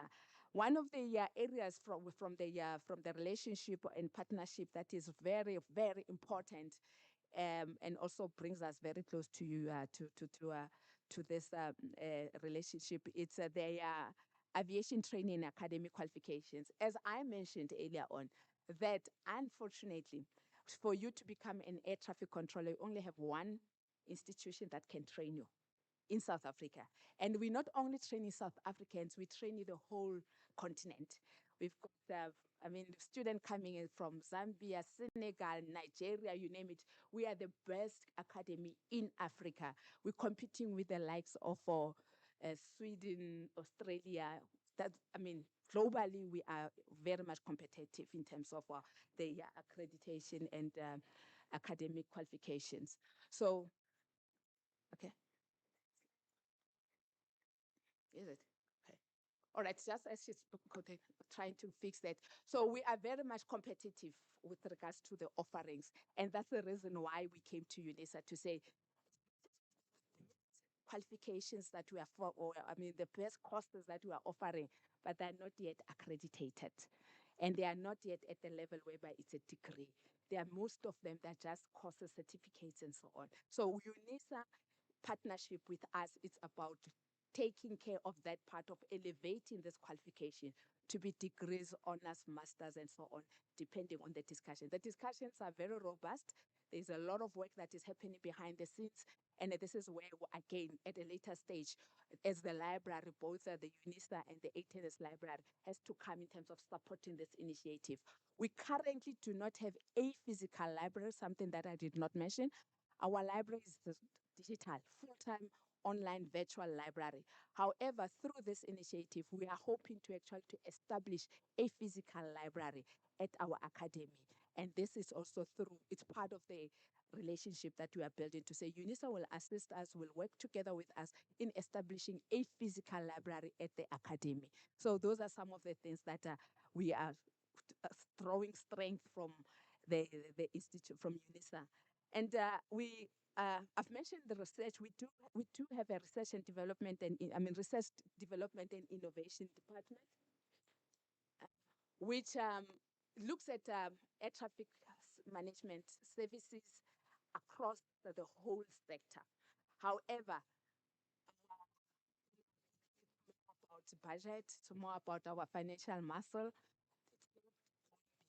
How we will see it, hence the relationship to say we needed to have a institution which obviously have the competencies, have the capacity and the capability to assist us into getting some of these research ideas that we are sitting with as an organization into reality, into putting them into, and obviously with the fact that you've got what it takes as UNISA, you're a research institution, and you've got the capabilities to do so. So we already have identified research areas. We are working very closely with some few departments within UNISA that are assisting us, including the law department and so on, assisting us into getting some of those research initiatives into masters and also PhD. So there's work that is happening, and we hope that in the next 2-3 years we'll be having our first graduates coming through this initiative. Another one is the ATNS history book. I'm sure we know as librarians, as information workers, we believe in preservation. And one of the areas that we identified that is lacking from ATNS was the fact that we don't have our history being captured, preserved. And we then initiated to have the history book being written, and it is written we've got about four of the no, I'm sorry, six academics from Unisa who are actually leading that discussion and also the writing of the first history book of ATNS. So that project is on. We're hoping that it will be launched before the end of next year, if possible, if all goes well. And then the most recent one that was initiated in the discussion we had with the executive dean, Professor Ngozi, was that we should be launching before in October. I'm sure we are all aware. It's the October. October is Transport Month, and for us, ATNS, it's where we actually show up and do a lot of initiatives in terms of showing and creating awareness about what we do. So there will be an exhibition. There's work that is already started in terms of having an exhibition which is going to be rotating between ATNS and UNISA, and also going through all the regions. Because as ATNS, we are present throughout the country. We want to take it throughout all the regions and all the airports. And then lastly, we've got an initiative of the Air Traffic Management Journal. Again, also initiated from the library point of view. Again, the library team is looking into that, making a research. As air traffic management or air traffic services, we don't have an academic journal. So there was an initiative, or there is an initiative that will also come out of this MOU, whereby we now have a journal which is specifically on air traffic management or air traffic services. I said I'm going to come back to number 5, which is the museum. Very topical, very exciting, and it's moving into a very, very, very fast pace. Again, ATNS realized that we do not, as I said, to preserve our history, and nothing is happening. While we've got very critical and very exciting artifacts that we end up sometimes not even taking care of them. The museum project was also initiated, or is part of one of our initiatives that is a part of this MOU. We are now at a point whereby we will be having the virtual museum. Just a week ago, we had a session whereby we were discussing the specification and also going out on tender to get a service provider to implement a virtual museum. It's not going to end there. The second phase of it is the physical museum. And this is part of the initiative that needs all of us here as information professionals, whereby we also going to have a physical museum. So we need a lot of research. We need a lot of information that is going to support these initiatives to be successful. And colleagues, I'm moving towards closing. We are very much excited about this initiative from the point of saying it's all about research, and it's also all about industry and also academic collaboration, because we have realized that we're not going to make it to the future and be able to still sustain ourselves if we don't partner with the giants. And in this case, this is how we got into this relationship, to say UNISA is strong at this area. We are strong from knowing the air traffic management services. We know the industry as we know ourselves. But when it comes to, we don't necessarily have that huge budget to run through all those dreams that we are sitting with. But again, not let alone that we also don't have the capacity and the competency.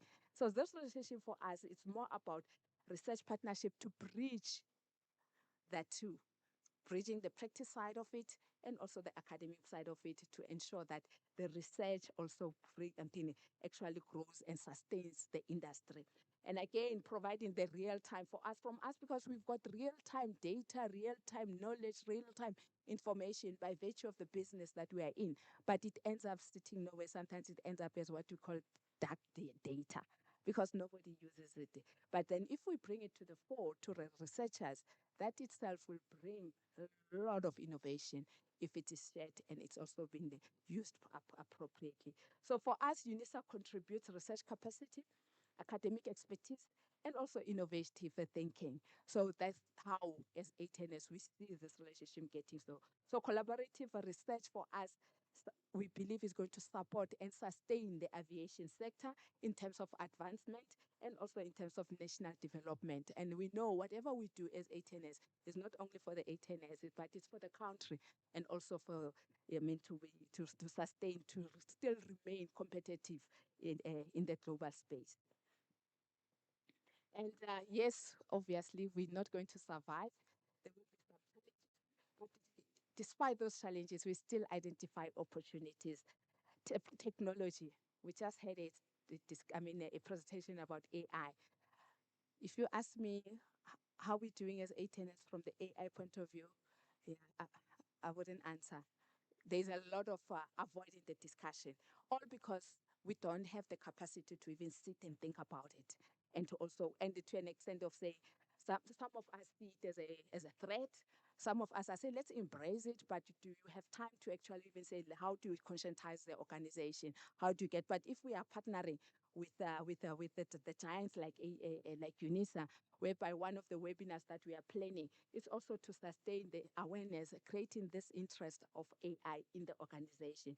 And one of the, as I said, we're planning a webinar which perhaps will, not perhaps, we will be in collaboration with you to assist us in presenting that. And by virtue of the critical skills that are created within the sector, there's also shortage of skills because it's a very specialized environment.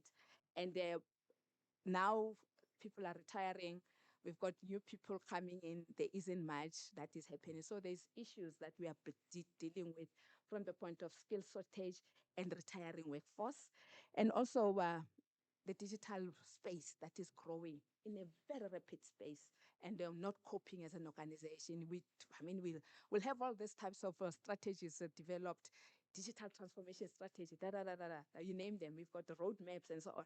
But in terms of managing the implementation and ensuring that we remain, it's still a challenge that we are faced with. Opportunities, yes, we do still see AI and digital innovation as an opportunity, and we would like to take advantage of that and hope that this relationship will take us there. Research, as mentioned earlier on, we see it as an opportunity to be part of this journey with Unisa, that they're going to strengthen our research a pillar as an organization, and also strengthening the knowledge and information culture in the organization. As I said, if you are in an environment like Unisa, everybody appreciates knowledge. Everybody appreciates information, because here we are talking, we've got academics, we've got people who went through the pipeline of an academic kind of a career path. But you get into ATNS, as I said, they come in as matriculants, they just focus on passionate, I must say. And all what they talk about is air traffic controlling, because they say, you know what, you get the bug of aviation and there's nothing that matters to you. You talk nothing but aviation. So the only thing that they talk about is aviation, and that's it. And I'm sure some of you have met aviators. Aviators are, yeah, very stereotyped. It's all about aviation, and that's it. So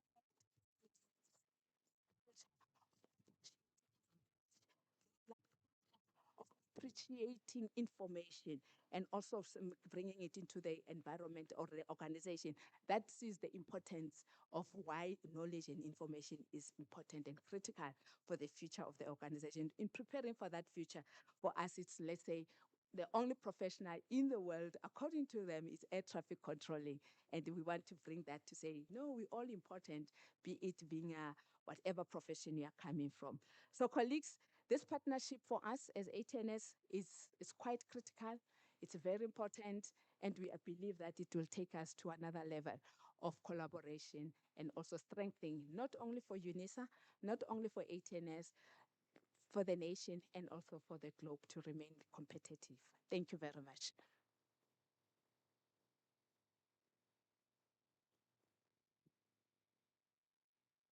Wow, thank you. Another round of applause for Dr. Mabasa.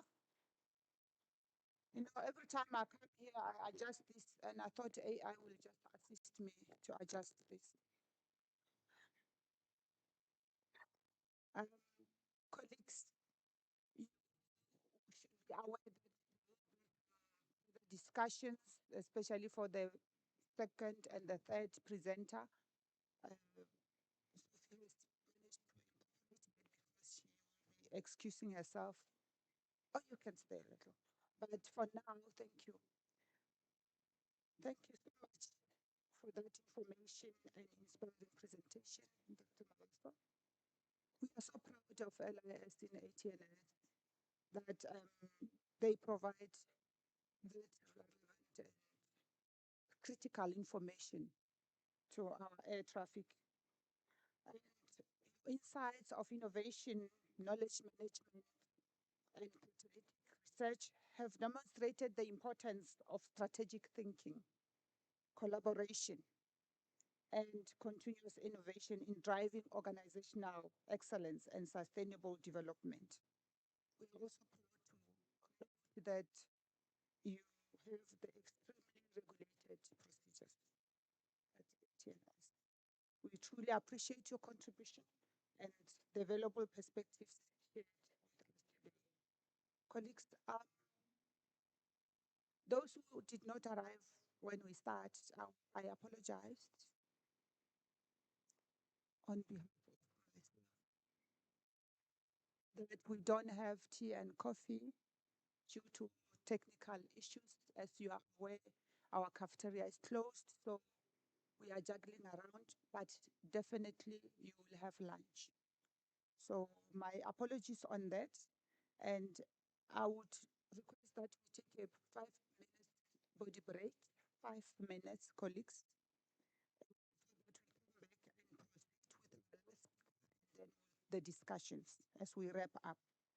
But for now, there is water next to Hawelo there as you go down. And there are bathrooms out here to my right. So as we go to for the 5 minutes break or body break, we then come back and continue. Colleagues online, don't despair. I hope you have got your cup of tea anyway. Thank you so much, colleagues. Let's have that 5 minutes.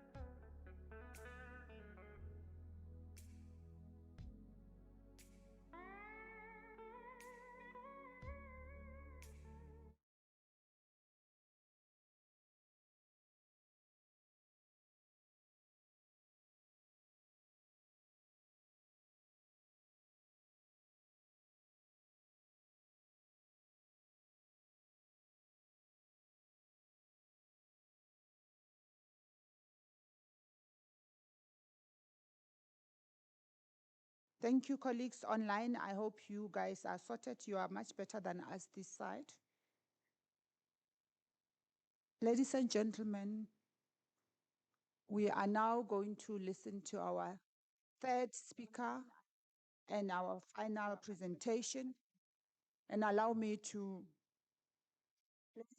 give a brief bio of our third speaker, who's going to talk about AI-powered platform for topic discovery, research funding, strategy, and impact. Mrs. Zanele Nomfete is a business leader in research innovation tools and technologies with over 20 years of experience in the library and information services sector. She has earned a distinguished reputation as a solution strategic advisor and specialist in digital library systems, scholarly communication platforms, and research and enhancement technologies. She currently serves as a board member and director of products at Worldwide Information Services. We call it WIS in brief. A leading solutions provider in library content and research technologies based in Johannesburg.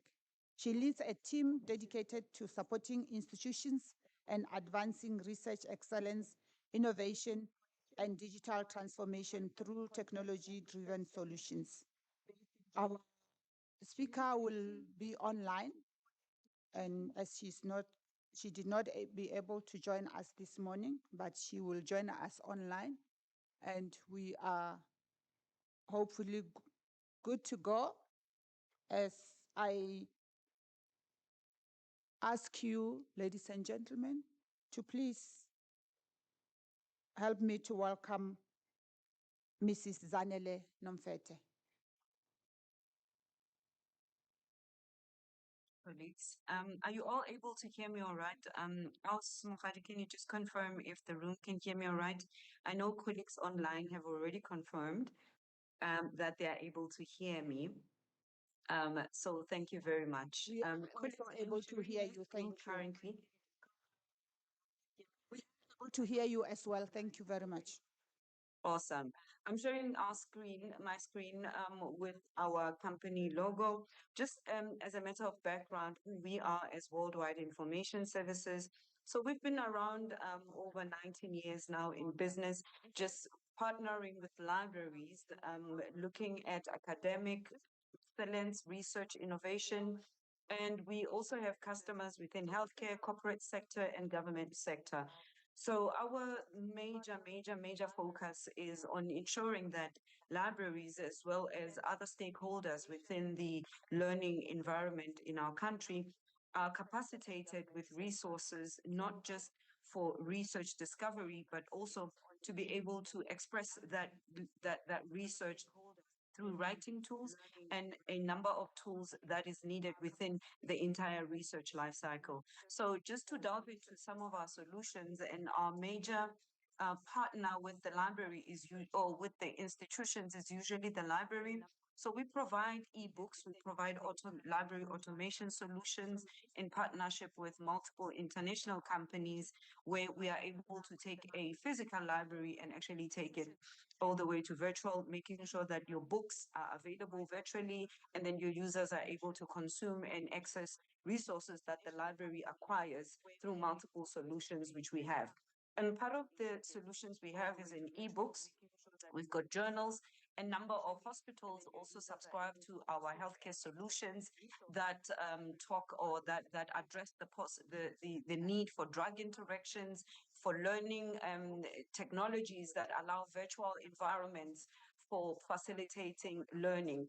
And then we also have an academy that essentially facilitates the training for all the various solutions that we provide. I'm going to just share a little bit on our research tools, but the major focus of what I'm going to share today is actually going to be a live presentation, because my topic is facilitating AI access and utilizing AI tools to be able to conduct your research, thus saving you time, allowing you to focus on the core data of actually your conducting your research.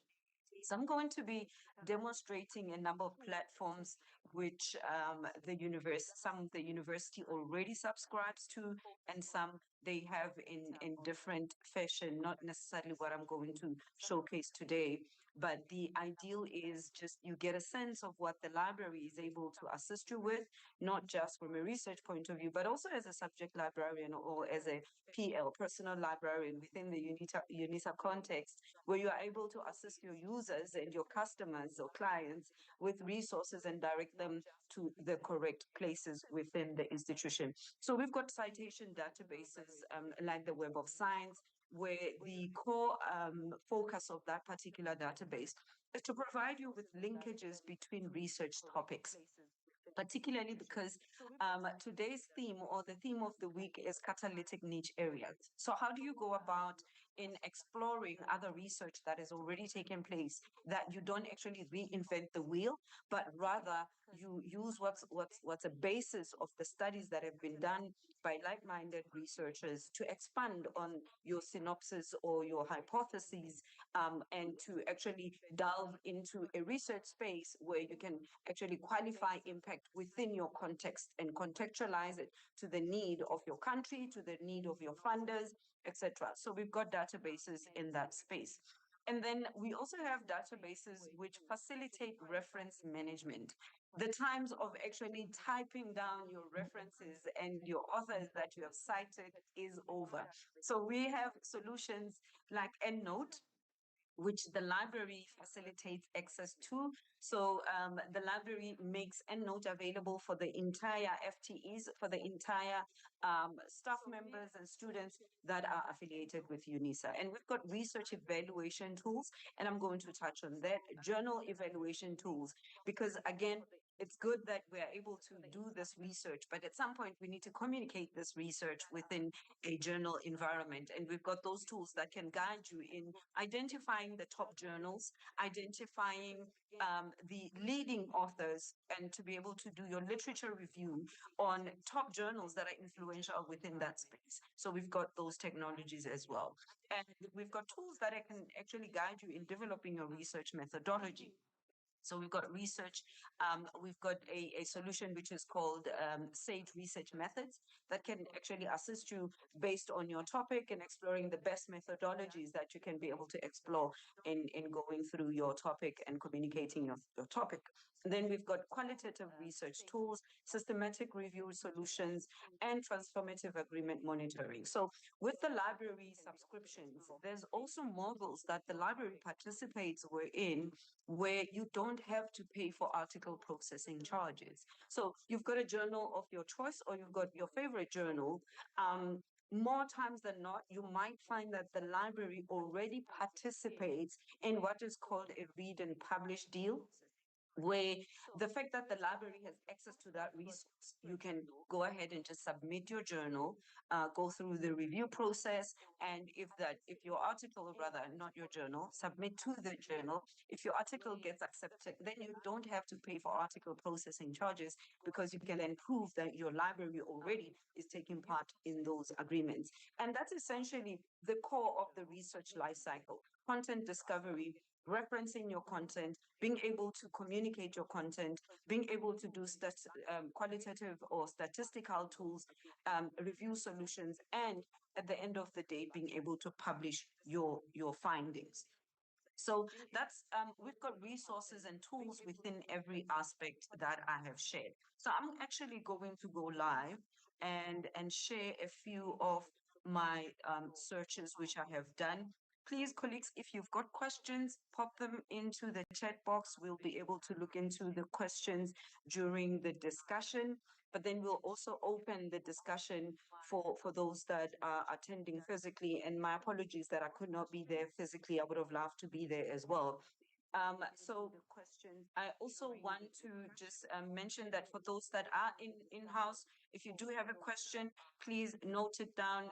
The audio is not so good on my end. I'm not able to hear quite clearly what is being said on that speaker. So just let's find a way of ensuring that we can be able to hear as well virtually as well.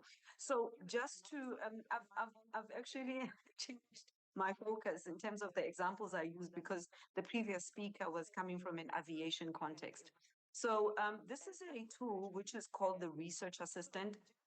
But Unisa does have access to the research assistant. So I'm logging in as my colleague Sylvia. So when I land on the Web of Science, so the research assistant is available from the Web of Science. Okay, so the library already has the Web of Science. You subscribe to the Web of Science, and just to give you a bit of an example on how you can access some of the resources is you can go to the library, to the UNISA library, and when you get to the UNISA library, there's an option of going to find e-resources, right? This is just one of the ways, colleagues. So there's an option of going to find e-resources, and the resources will be presented to you in a alphabetical list, and then you can go ahead and accept. Let's just go one back. You can go ahead and just explore the A to Z list, and then you will go to W for the Web of Science, and then you will be prompted to log in. So this is the solution that I'm talking about. So if you take this route, you will be prompted to log into a solution which the library has implemented, which is called Open Athens. And that solution is basically aiming at making sure that your experience while you're outside of the campus is as seamless as possible. So you're able to get access to all the resources that the library facilitates even when you're off campus. So that solution is called Open Athens. That will basically authenticate you. You don't even need to know what that solution is called, but it would just authenticate you to a screen similar to what I am currently showcasing. And let me just move here. So to the Web of Science. So in order for you to interact with the research assistant, which is the AI tool which UNISA has acquired, this is the research assistant. So on the research assistant, you've got an option of actually typing in your query using natural language, right? So not all of us are information specialists who are able to structure your search query and build sophisticated search strings to be able to harvest data from the Web of Science. And this is still available for information specialists. So if you want to build a query where you've got a topic and you've got an author, you can still go ahead and build a query. But for most of us who are not information specialists, we would prefer an environment where you can actually ask the system in natural language to give you feedback on the Web of Science data. Now, first things first, I know when it comes to research assistant or when it comes to AI tools, we start getting nervous as academics. Now, let me assure you, first of all, the Web of Science Research Assistant is not built on ChatGPT models. It's not built on just large language models that harvest data from the internet. So the feedback that you are getting from the platform is based on the Web of Science data. For those that are not familiar with the Web of Science, it's part of the DHET accredited list. So we're talking about premium resources that have been accredited with resources that have been proven to be academically inclined, not just content that you find from Google Scholar that is not always looking at just the academic context of how that data or of how resources have been acquired. So this is academic content that is part of the accredited list. Let's just get that out of the way. Now, the system does not use data from the internet. It only uses data that has been harvested over since 1909 with links to different research topics and research matrix as well. So I've already done a search so that we save time. I only have 15 minutes, so I'll do my best to stick to the time allocated. So I did a query where I prompted the system, what are the topics I can explore in aviation training and development, right? So that was my query, and I initiated the query, and the system gave me topics that I can explore in aviation training and development. And again, this is just pure natural language, and the system has given me results, right? So I then went ahead. Now, all these results where the system is giving me a summary, right? For those, I'm just going to zoom in a little bit, maybe to make it a little bit more legible for those that are not attending, that are attending in person. For those that are attending virtually, it's going to be a little bit too large, so please bear with us. So this is the query, and the system gives me references. So just note here, with regards to the feedback the system has given me, I already have a number of references that I can actually delve into. So I can just go into one of the references, and I'm just going to open it in a new tab. Oh, sorry. So I'll just click again, and then it will take me to that reference, so I can be able to cite the content. I can see that it comes from a journal called Transport Problems. This is the author. It is 2024 journal. It has been referenced 14 times. So I can be able to co-reference or reference both sides of the arguments. So all these feedback, or all the feedback based on the topic, has got references. So that is references. Now, the system has also taken the liberty to show me multiple themes that I can explore in topics within my search query. So I could go into the theme of aviation training technology, etc., again with references, and then related topics again. So I went ahead, and these are more references. So you can see we are referencing top journals, and there is more referencing where I can go into a further discovery on where the reference is coming from. So in this case, I'm clicking on what is called enrich cited references. Now, the system presents to me where the references, where is the density of the references coming from. So I can see that most of the articles that have referenced this author have referenced it in the background.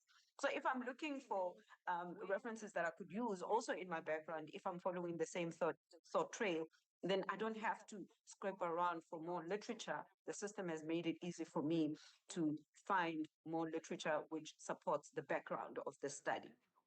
Now, if I want to go into the basis study, you can see wherever there's little dots, this is where the referencing is coming from. And that's just on a feature which is called the enrich cited references. Now, I went ahead and prompted the system further. I said, okay, develop a method I can use, develop a method I can use in aviation technology and training. Now, the system has went ahead and gave me a method I could develop, right? The ideal here, colleagues, is that this is a guiding, this is a guide on how you could go about exploring your topic. It's not a copy and paste situation, right? Otherwise, there's other technologies that are going to flag you out. But this is just giving a particularly more from a novice researcher exploration context, where it will give them, okay, these are some of the methodologies you could explore, define the clear your objectives. And this is typical research methodologies, right? Identify the gaps. And then I can prompt the system a bit further and say, okay, please give me leading authors within the above mentioned or in the above mentioned. And I've got the leading authors. So I've got, these are the leading authors that are influential within the space.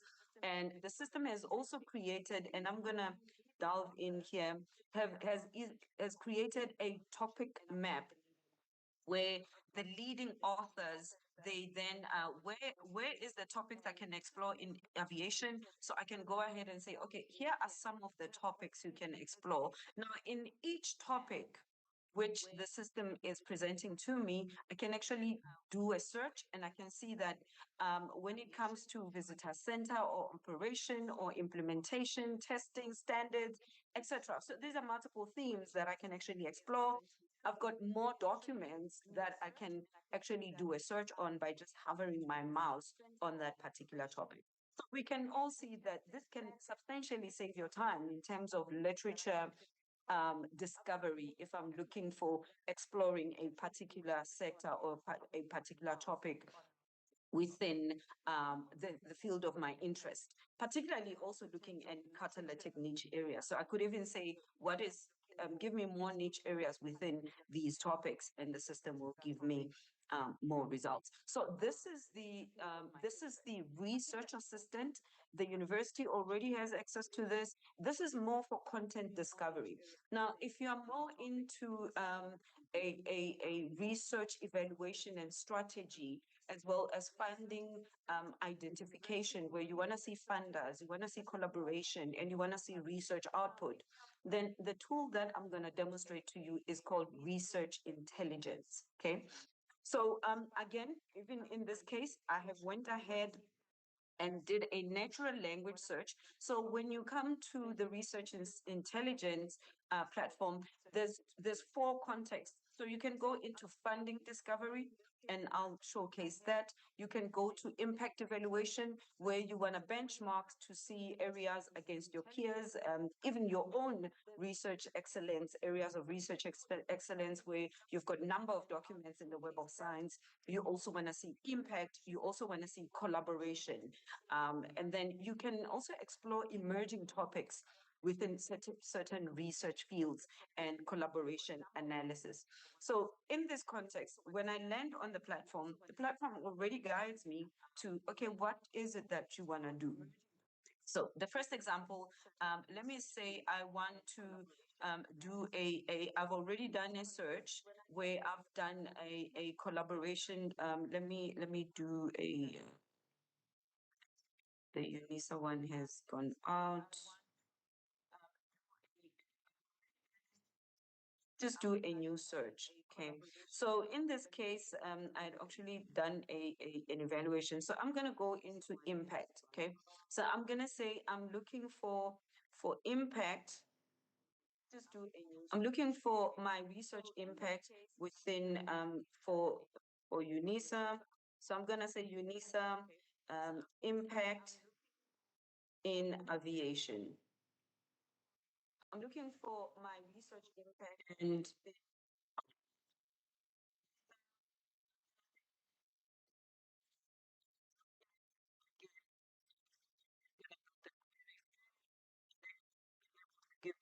a contribution, as well as the research impact and output that are affiliated with the topic aviation. So it's working on the research. Okay, so you can see this is the research output. So what I have here is the research output, and then it's going to give me more data right at the bottom. Okay, great. So what I have here is just data that is based on, so I'm going to do it in a graphic way. So I can see the number of documents. So this is impact factor. Okay, so the impact factor in aviation over the period that I have 2021 to 2025, this is our impact factor.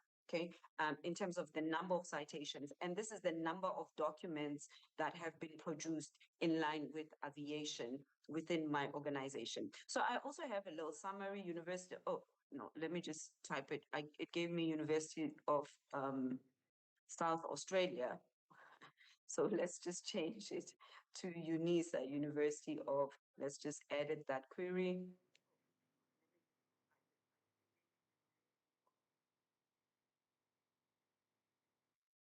We edit the query and then say Unisa. Can even just prompt it bottom, say, I'm looking for University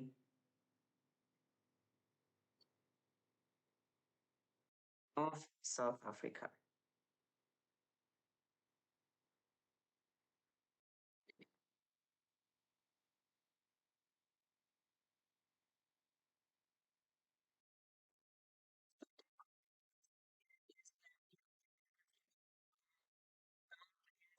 Finding these reports using natural language. Now, UNISA already has quite a number of sophisticated systems which require some level of understanding on research evaluation, matrix, and a number of bibliometrics that you need to understand.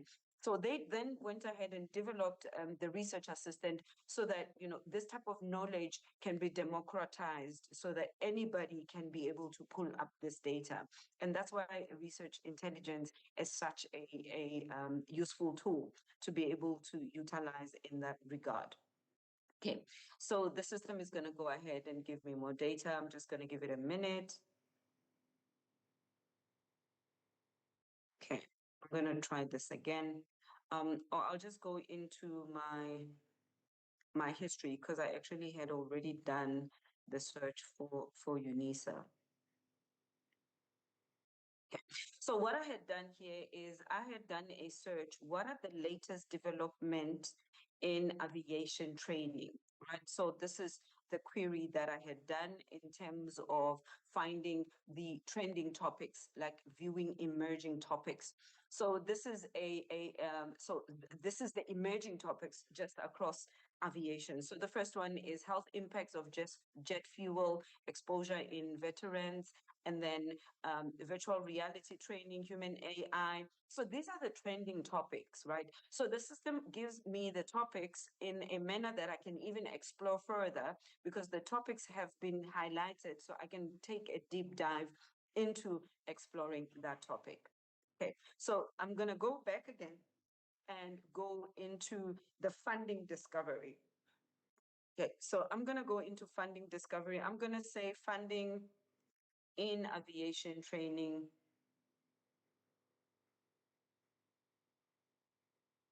Aviation training. And some of the funders sometimes want to give it a context, right? So we're going to say in South Africa. I do have an option of refining further, but I'm just going to do the query here.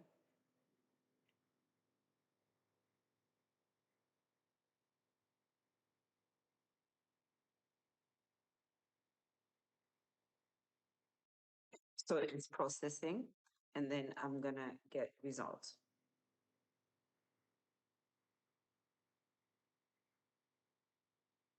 There we go.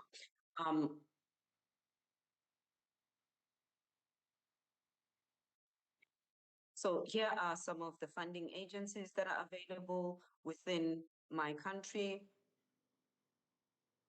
Okay, and you'll be able to see the amounts or the currencies. So it will go ahead and continue to give me some of the funding data within my search query.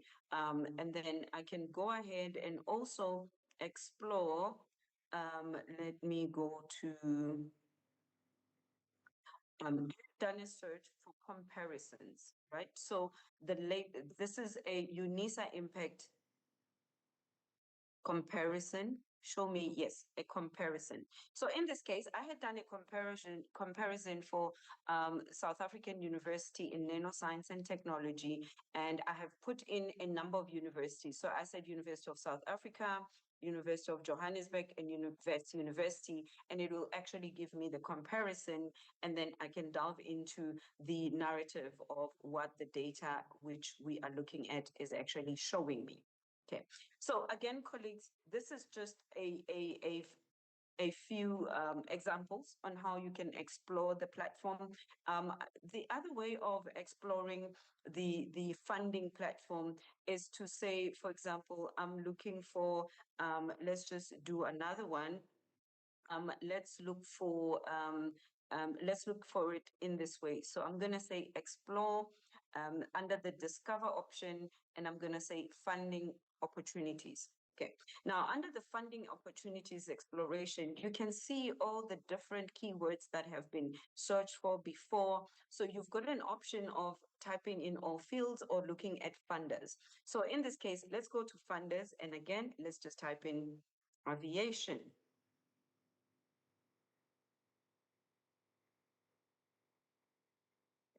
So I can see aviation, and I'm going to say, I just want to search for all fields. Let me just type in all fields.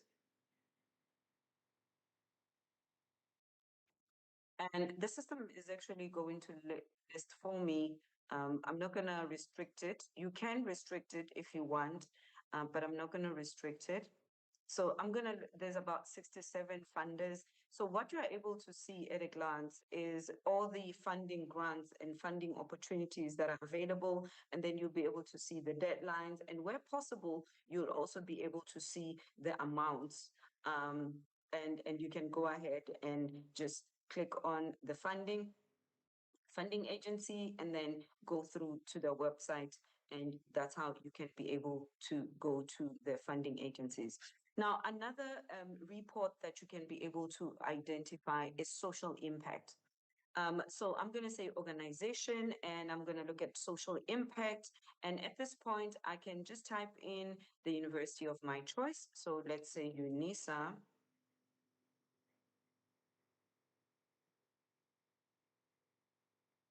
University of South Africa. Let's just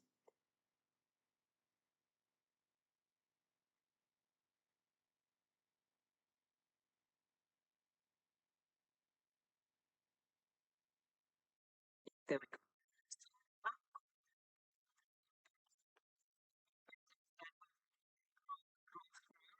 So we look at total publications, we look at patent applications, we look at grants, we look at clinical trials, we look at policy cited, if there's any, and any new mentions. So you can be able to see, generally speaking, our impact, our social impact, and then you can delve in further to say, okay, I want to go into a specific topic, and then go into the medical side of things, where you'll be able to see clinical trials, etc. Now, in this case, I'll be able to see the different facets of the economies, or the different signals of which you can go into, and then you'll be able to see under economic, you can see what is happening in that field, and then you can go ahead and add more data if you want to go across your different fields of interest, and to be able to see your societal impact within the documents that have been highlighted for just University of South Africa.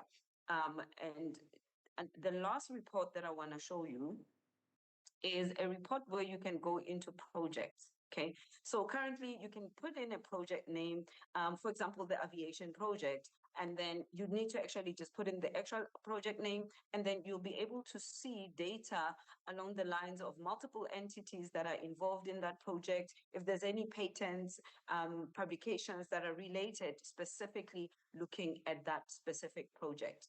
And yeah, colleagues, that's about it from what I wanted to show you. So in summary, I showed you two tools. One is the Research Assistant, which is an AI-guided content discovery platform. And then another platform that I showed you is Research Intelligence, that is able to give you reports within your research impact. And you can be able to benchmark and also look at grants and also look at your various impact factors. Thank you very much.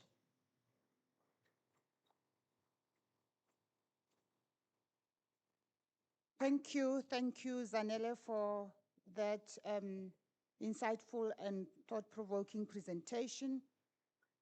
Another round of applause for her. I was actually also implying to you guys online. I can't see your clips. Thank you very much. Colleagues, we are now going to have engaged in a short discussion session to further explore the role of innovation and knowledge management in advancing catalytic research and organizational development. And I would ask our presenters, those that are present here, to come and join me in front as we're going to try and engage with you. I know Sophia has already incorporated that, but there might still be some few of the discussions that would like to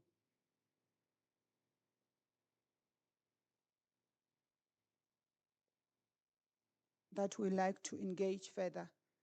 Thank you.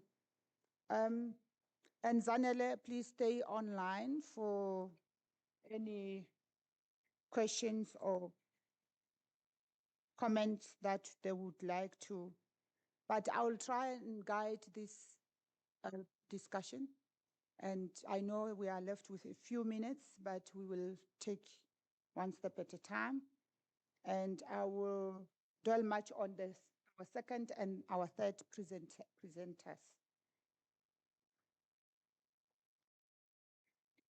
If you are much attentive, I can try and be nice and give you something.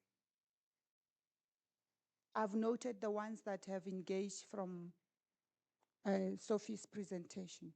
So I'm moving on to the others. Starting with you, Zanella. What is the role of AI-powered platforms in advancing research and innovation within higher education institutions and libraries?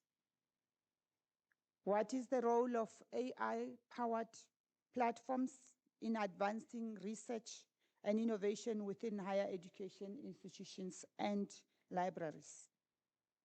Okay. I think I hear the question. Are you able to hear me all right? Yes. Yes. Okay, continue. great. Colleagues, in terms of the role of AI, Ms. Mufadi, online, we're not so, you're not so audible. We can't hear you clearly. Thanks, Anna Marie. Yeah, we can't hear her clearly. I thought it was just me, but I was trying my best to listen attentively. All right. So the role of AI, number one, is particularly from a information specialist point of view, from a librarian point of view. One of the librarians once mentioned that users are not little librarians, right? It might seem like a trivial statement, but that is so true, that users are not little librarians. So to be able to discover content within the internet space where there is so much out there, and to be able to filter on what is good and what is the bad and what is the ugly in terms of pure data that we can utilize in facilitating our learning journey or our teaching journey, it has become more and more important that we rely on AI tools that base their search results on ethical data that has been curated. So within the space of content discovery, we've got these sophisticated library systems which have amazing books, amazing content online, but it's not easy for the layman to be able to harvest that information. And most importantly, users don't know how to differentiate between something that is predatory and something that is an authoritative, or that is a ethically acquired data, except they are guided by us as librarians. So AI has become more important in being able to help us to filter through more effectively, not just from just making sure that we're getting the correct data, but to also be able to take that data and synthesize the data in such a way that it's able to be impactful in the use that we want to use it for. And then we are able to actually spend time on actually doing research other than finding literature, right? So I think the role of AI is becoming more and more necessary, that it assists us in spending the time with what we need to do, and that is stay in the field doing the research and not just scraping around for data and scraping around for editing. Most of us, English is not our first language, right? So your first article or your first assignment that you need to do within an academic context is very daunting, right? So tools that are AI driven to assist us in writing can assist us in being able to make sure that we put together the writing as quickly as possible, but ethically so. And I think, I'm just really oversimplifying it, but that's what I think the role of AI is um, in in in in our information space. Thanks. Thank you. Thank you, Zanele. Online people, is this better in terms of sound? Thumbs up if it I would is. say 10% better. Oh, 10%. gosh. Okay. AI is failing us there, but yeah, not necessarily just technology, but yeah. Thank you very much for that. Before I move on to the other, I just want to engage the audience here. If you want to comment on it or you would want to ask further on what Zanele has just alluded to. Do we have another mic? Thank you. Thank you, Dr. D. Thank you. Just a question for Zanele. Can you hear me?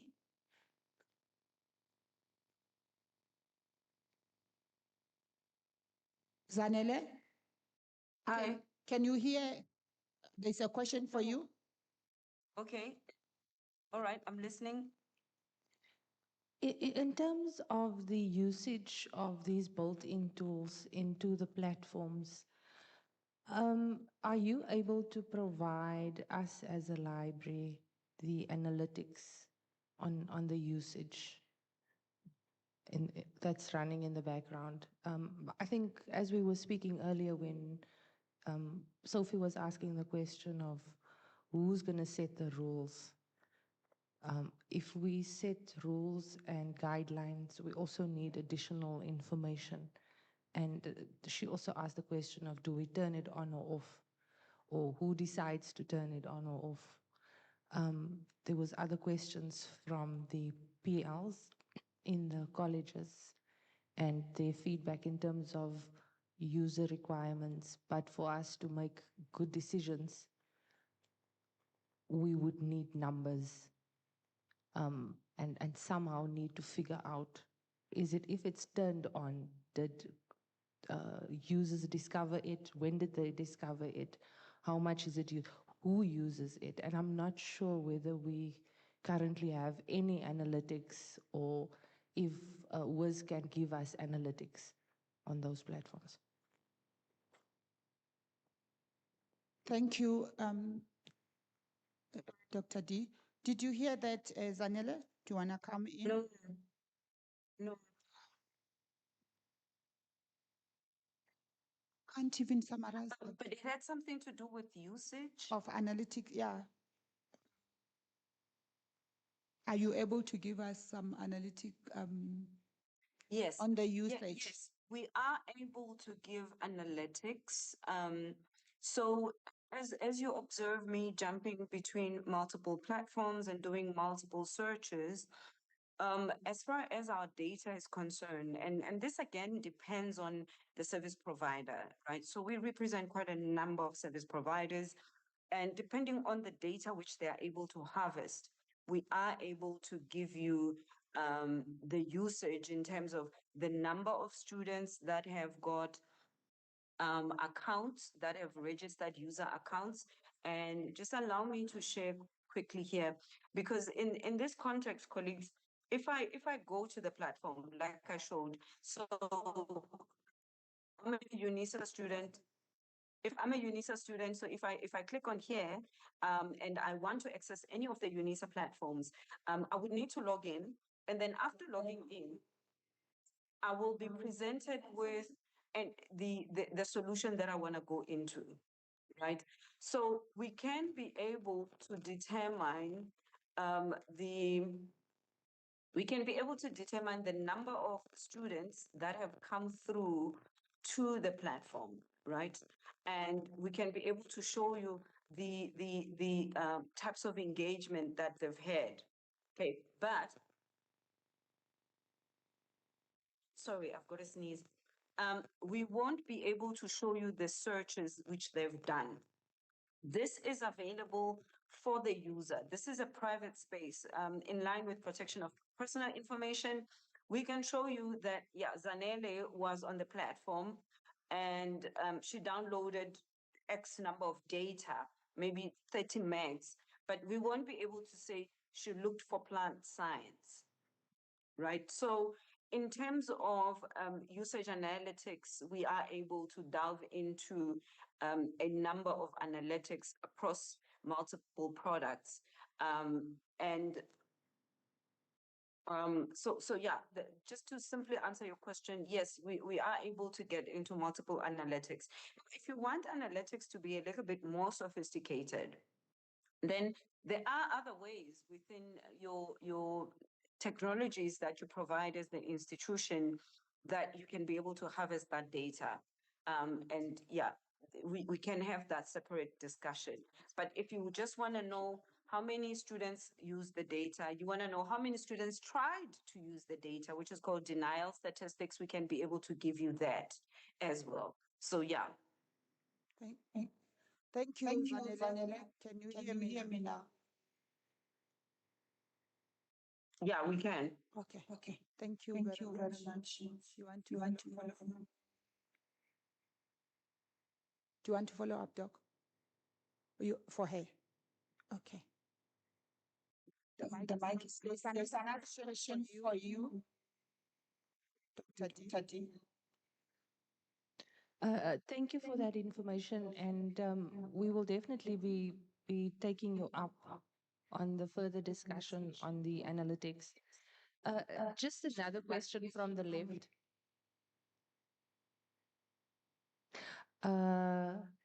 So as we are incorporating these AI tools in research, what are the chances of searching and using them in our South African languages instead of just English?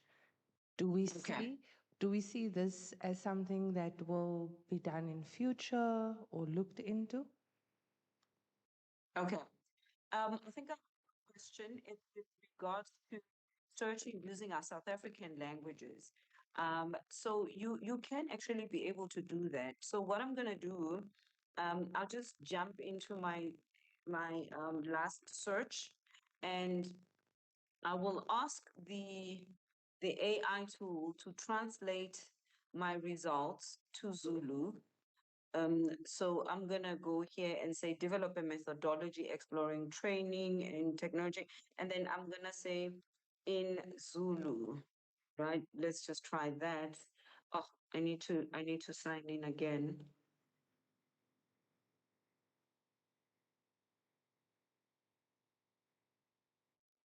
So the system is actually, because again, it doesn't use large language models, right? So it uses data that is currently on the Web of Science. So that is the context that we always need to have. But in terms of translation, it is able to do some level of translation. So I'm gonna say, and then translate to Zulu. Let's just do that. So on the research assistant, it will actually give you data on Zulu. I haven't tried it with other languages. Okay, let me do a simpler query. Let me translate. Which one do I want to develop? Exploring every. Yeah. Okay, I had actually done a query where I asked it to translate to Swahili. Okay, let me just do this query again. Update query. Topics I can explore in aviation training and development. So I'm gonna wait for the results, and then I'm gonna just say translate.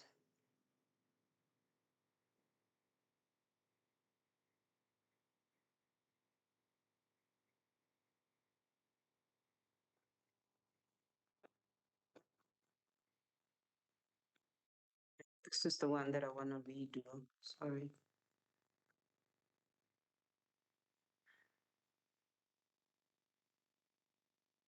And I'm just gonna say translate to Zulu. Let me just wait for the results to come through and then say translate.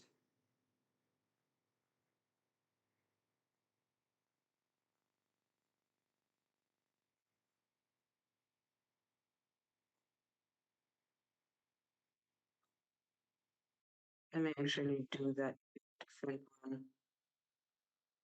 Yeah, this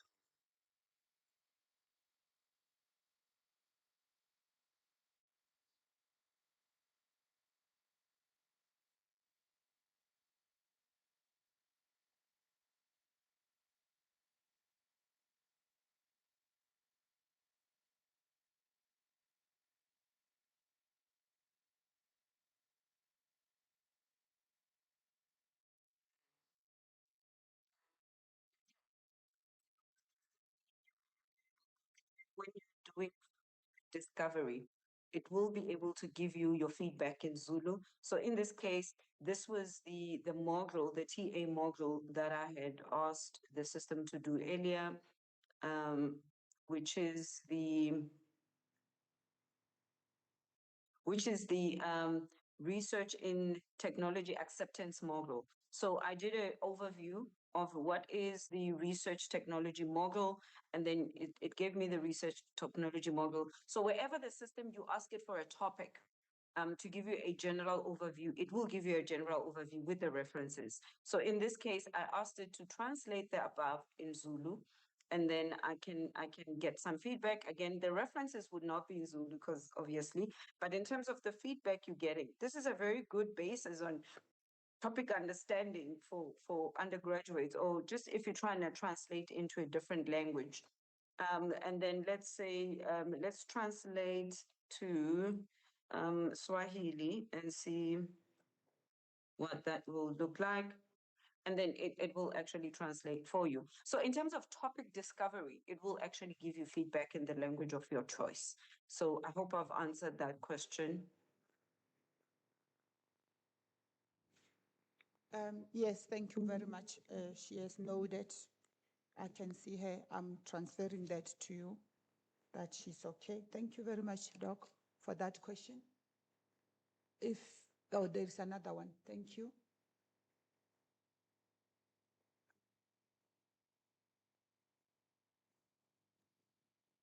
Hi, Zanele.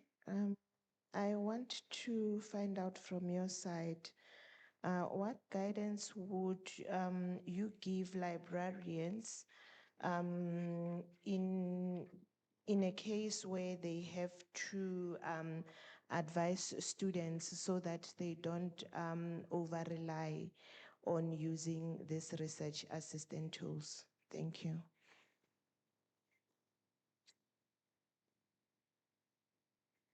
Did you hear that, Zanele? Please repeat that. I heard the last part. We don't over rely on. Yeah. What is the first? Yeah. Yeah, how would you advise librarians to go about when it comes to advising students not to over rely on research assistant tools? Okay, great. So colleagues, and again, this is a broad conversation to be held in the institution at large, because we don't want, as service providers, right? We don't want to be coming to Unisa and saying, hey, we're selling this, we're selling that, whereas, within your institution, you've got policies that are against the solutions we are selling, right? So that's the first thing that we need to have as a conversation. For example, we come with a solution which is called, and I'm gonna share, because we come with a solution which is called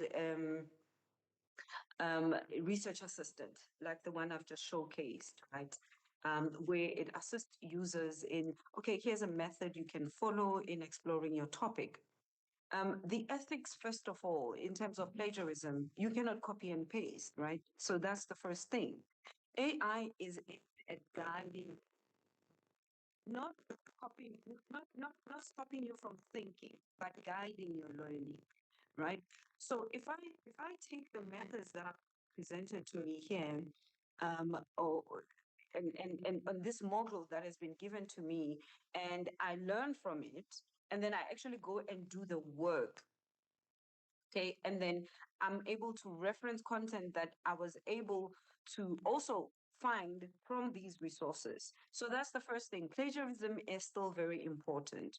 So with using AI, and being able to reference these tools, we want students to be able to still be guided and not stop thinking. That's the first thing. Secondly, there's also tools that are like Rightful, which is a tool that the university can use to be able to write the content. In this case, I can even ask the system to generate a title for me.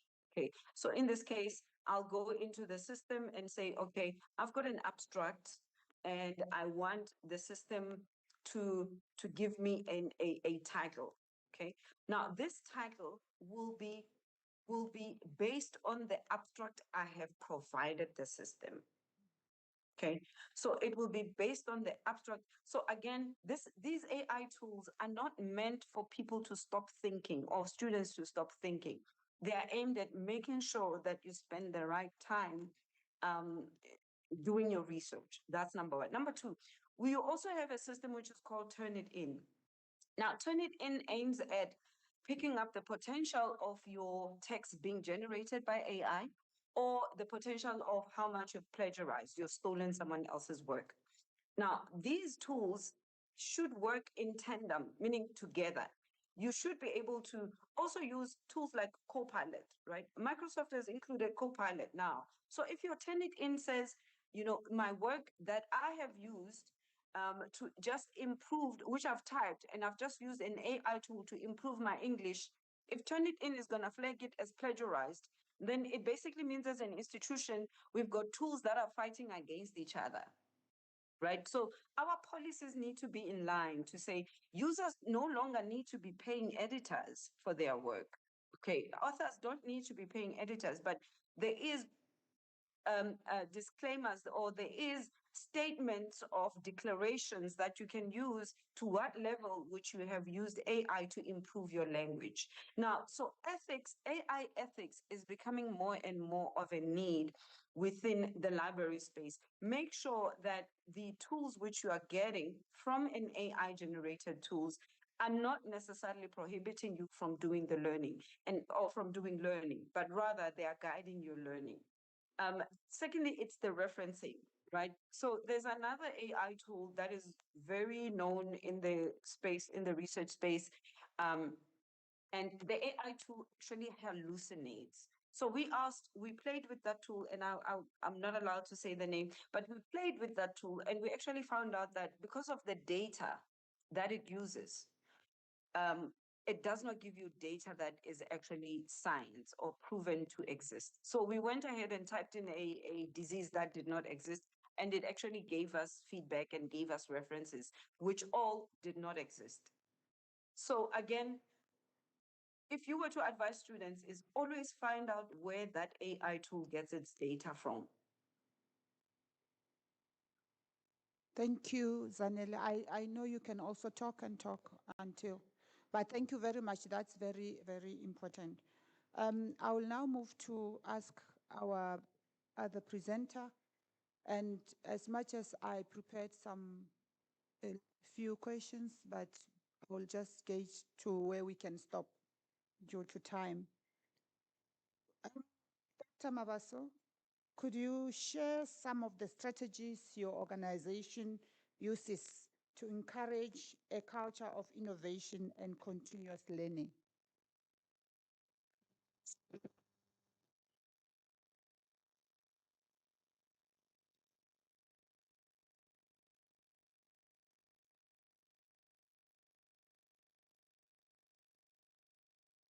Thank you. Thank you for the question. Earlier on, I mentioned the environment that we operate in, which is mainly very safety conscious, critical in terms of regulations. And for us, that means firstly, we must remain at the cutting edge of every angle. It's quite dynamic, and we have to continuously learn. We have to continuously to be at a point whereby we can provide information, especially from the library point of view. And we then have to ensure that there is also continuous learning. So from the IKM point of view, that is information and knowledge management, we've got various tools that we use in terms of learning, in terms of encouraging the culture of sharing, and also encouraging that learning from one another, peer-to-peer kind of learning. Obviously, with the leadership coming from the Air Traffic Academy. So we've got various tools which are perhaps for the purpose of this meeting. I'll just mention a few. The list goes on. One of them is the lessons learned. That is a very common one from the knowledge management point of view, whereby we then do a reflective exercise as a team. After we've done an exercise, we facilitate what are the lessons that we've learned from the good things that we've done, the best, because some of the things are quite good, but we still have to reflect on saying, why was it good, and how do we actually sustain or even improve beyond that? And we also do a reflective in terms of where we've done mistakes. How then do we ensure that we avoid those mistakes going forward? The other one that we really ensure that it's what we call a legacy program. Legacy program is where we've identified, because it's a very critical environment from the point of expertise. We've got specialized expertise which can only offer the services and also their expertise and experience within air traffic and ATNS. And that itself meaning that we need to ensure that we safeguard and secure that kind of knowledge and expertise within the ATNS environment. So we've got what we call the legacy program. The legacy program is just for us is identifying who are those those experts, and ensure that how then we actually harvest their knowledge to ensure. However, we don't do the old kind of way of saying they must share their stories, we capture them, we have there some repositories. We make it very collaborative, whereby we identify those individuals, then we match them, and there's a process. We work very closely with the human capital, HR. Then we ensure that we identify those individuals. We then go back and say, within the organization, which are the young upcoming individuals who are getting into this pipeline, and then we make them to work together in terms of knowledge sharing, in terms of learning from one another. So there's that loop of saying, I'm the expert, but it's not for me to say knowledge is power, I'm the best, everybody must look up to me. The question that we ask is then, what are you doing with those expertise? Is everybody learning from you, especially those who are taking that pipeline that we are actually on and also being considered as an expert? So we actually encourage learning from the point of saying, you are a legend. Hence, the program is called Legend, because as soon as you're called a legend, it makes you give you a bit of excitement and feeling quite great. And out of your legend expertise, then you then have to a mentor, you have to run master classes, and from that you're also getting some kind of recognition. Thank you so much. Likewise, I'm gonna open for the audience if there is any comment or questions towards the very same question that I posed to her. Is that a hand? Please, can we have a mic in front? Thank you so much for that. Can I be guided if it's already out there?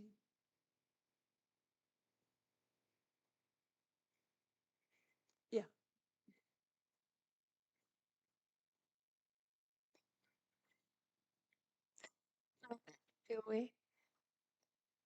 Don't know how to ask this question, so I'm just going to ask it. What keeps you up at night when you think about AI and your environment? I will never think the same again, when that plane starts moving. I will respect. But I mean, in terms of safety, and I'm assuming your information is very protected. Your environment is very protective. Like you said, it's very regulated.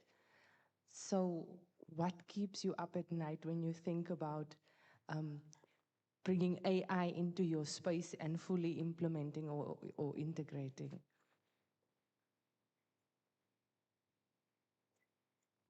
Thank you very much for the question. To be honest with you, I'm going to give it two perspectives. One, personal, and two, the organizational one, because we are in a very, very, very highly regulated environment. Safety is of paramount importance, and our information is extremely protected, specialized for specific kind of, and as I say, our information has to replicate to the pilots. mainly. And what keeps us, and especially from the library point of view, and the librarian being here, she will confirm what I'm going to tell you, is when we are unable to deliver what we call the AIPs, which is the Aeronautical Information Publication, on time. That keeps us at night. Actually, we panic if the the AIPs are not delivered at the airports on time for them, because the AIPs are basically information that provides the air traffic controller on the other side to say what is happening to the next destination of the aeroplane that is about to. So it has to it provides that information so that when he or she starts providing information to the pilot in terms of your next destination, it's PE, and this is what is happening. This is how you're going to land. These are the things. And things, as I said, they move very fast. You might find that as I'm here about to provide controls to the pilot who's just about to take off, something is happening to the destination. So it's very important as a traffic controller to have that information that we have to provide as information services. So that keeps us really up at night. But as an organization, from the AI point of view, I'm going to be very honest, we are still rigid, slow, and I think it's because of being cautious. And as it is as an organization, there are a lot of firewalls. A classical example, I can't use ChatGPT or any of these tools when I'm in the office. Firewalls, cut. I can only use it if I use my modem or something else. So it is very, very slow in terms of embracing AI from the point of organization. From myself as a librarian, when with other librarians in the organization, we know the importance and we're really embracing, but at a level of, say, we're using the service providers who are obviously connected in our systems. We're using their databases and their subscriptions to use AI. But from the organizational point of view, AI is still a no.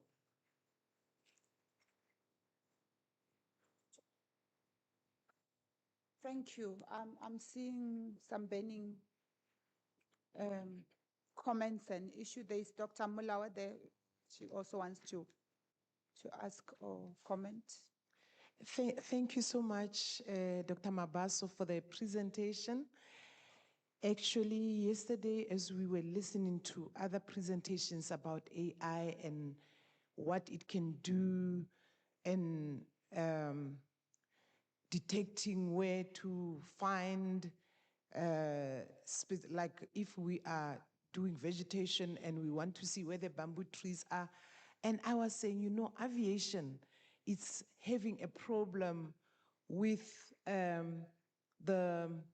what are this? This small flights. They are struggling with the drones. Actually, AI can detect where the drones are because the drones are not licensed to be in your space, and they are. And to other people, the drones are solutions. But to you, drones are disturbing your space. So if they were exploring AI, it can assist them.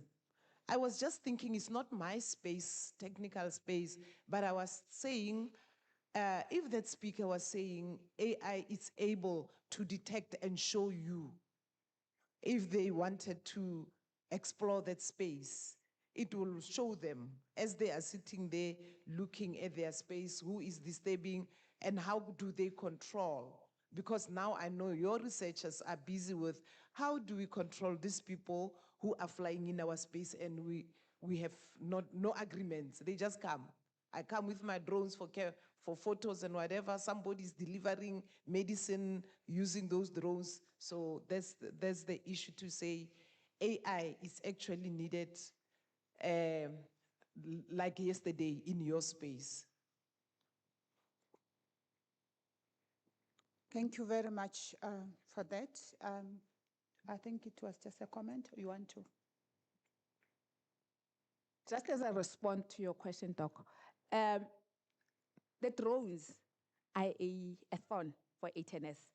However, and a thorn from the point of they are not yet, they are regulated, but the regulation processes are going very slow in terms of regulating that space. And at the moment, there is that kind of a way we are working very closely with the South African Civil Aviation in terms of regulating the space. And again, as soon as you get into, because remember the drone can fly up to a certain level in terms of the airspace. They can't go as further as in a, and it, again, they are also regulated from the, at the moment, from the point of saying where around, especially around the airports. Because remember, most of that, the only time you'll get an aircraft flying very low, it's when it takes over, takes off or even land.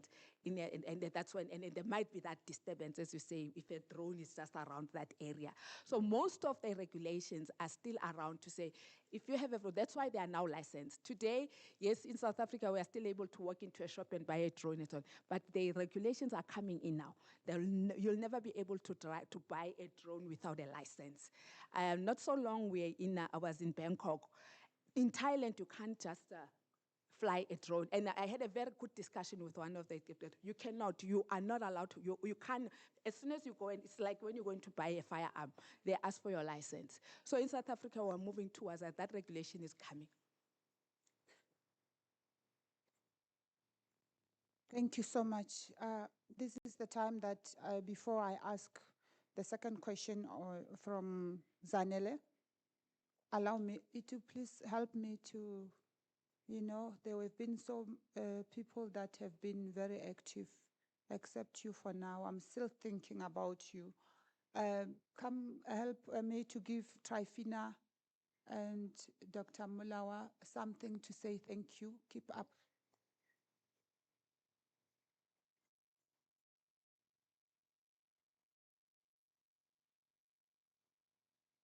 One will be for Yegis. I've noted that because she just left. Thank you very much, colleagues.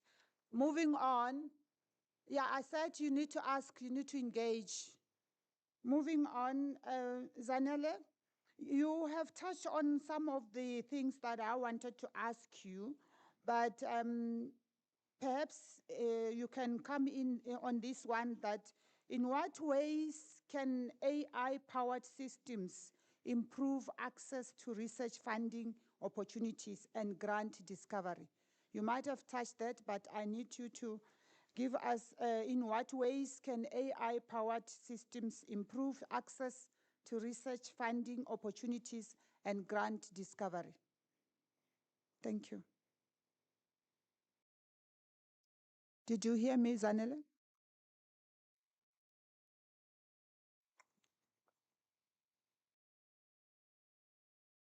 Zanele?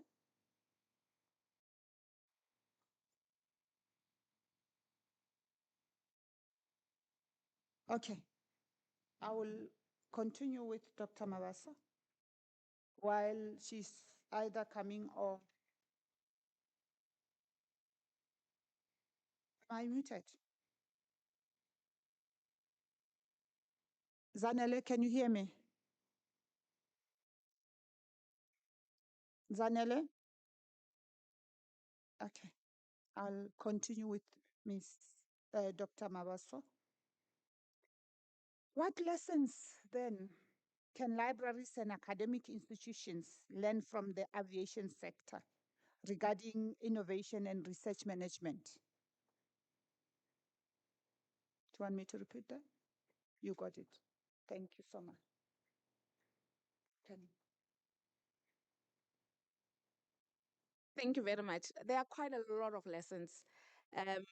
One, the fact that, and I'm going to, yeah, obviously talk on behalf of ATN, as I mentioned earlier on, that we are amongst the safest skies in the world. We are controlling about 6.1% of the airspace worldwide, and that 6.1% has been so safe for all the number of years. I've been with ATNS for more than 10 years now, and every year we get the award around our safest sky. And I'm sure you'll know, come to think of it, how often do you hear about aircraft accidents and so on? Yeah, but you hear a lot about the US, Europe, and so on. As much as we are seen as being a third world country, but from the ATNS point of view, we are operating at a first world kind of standards. So there's a lesson there.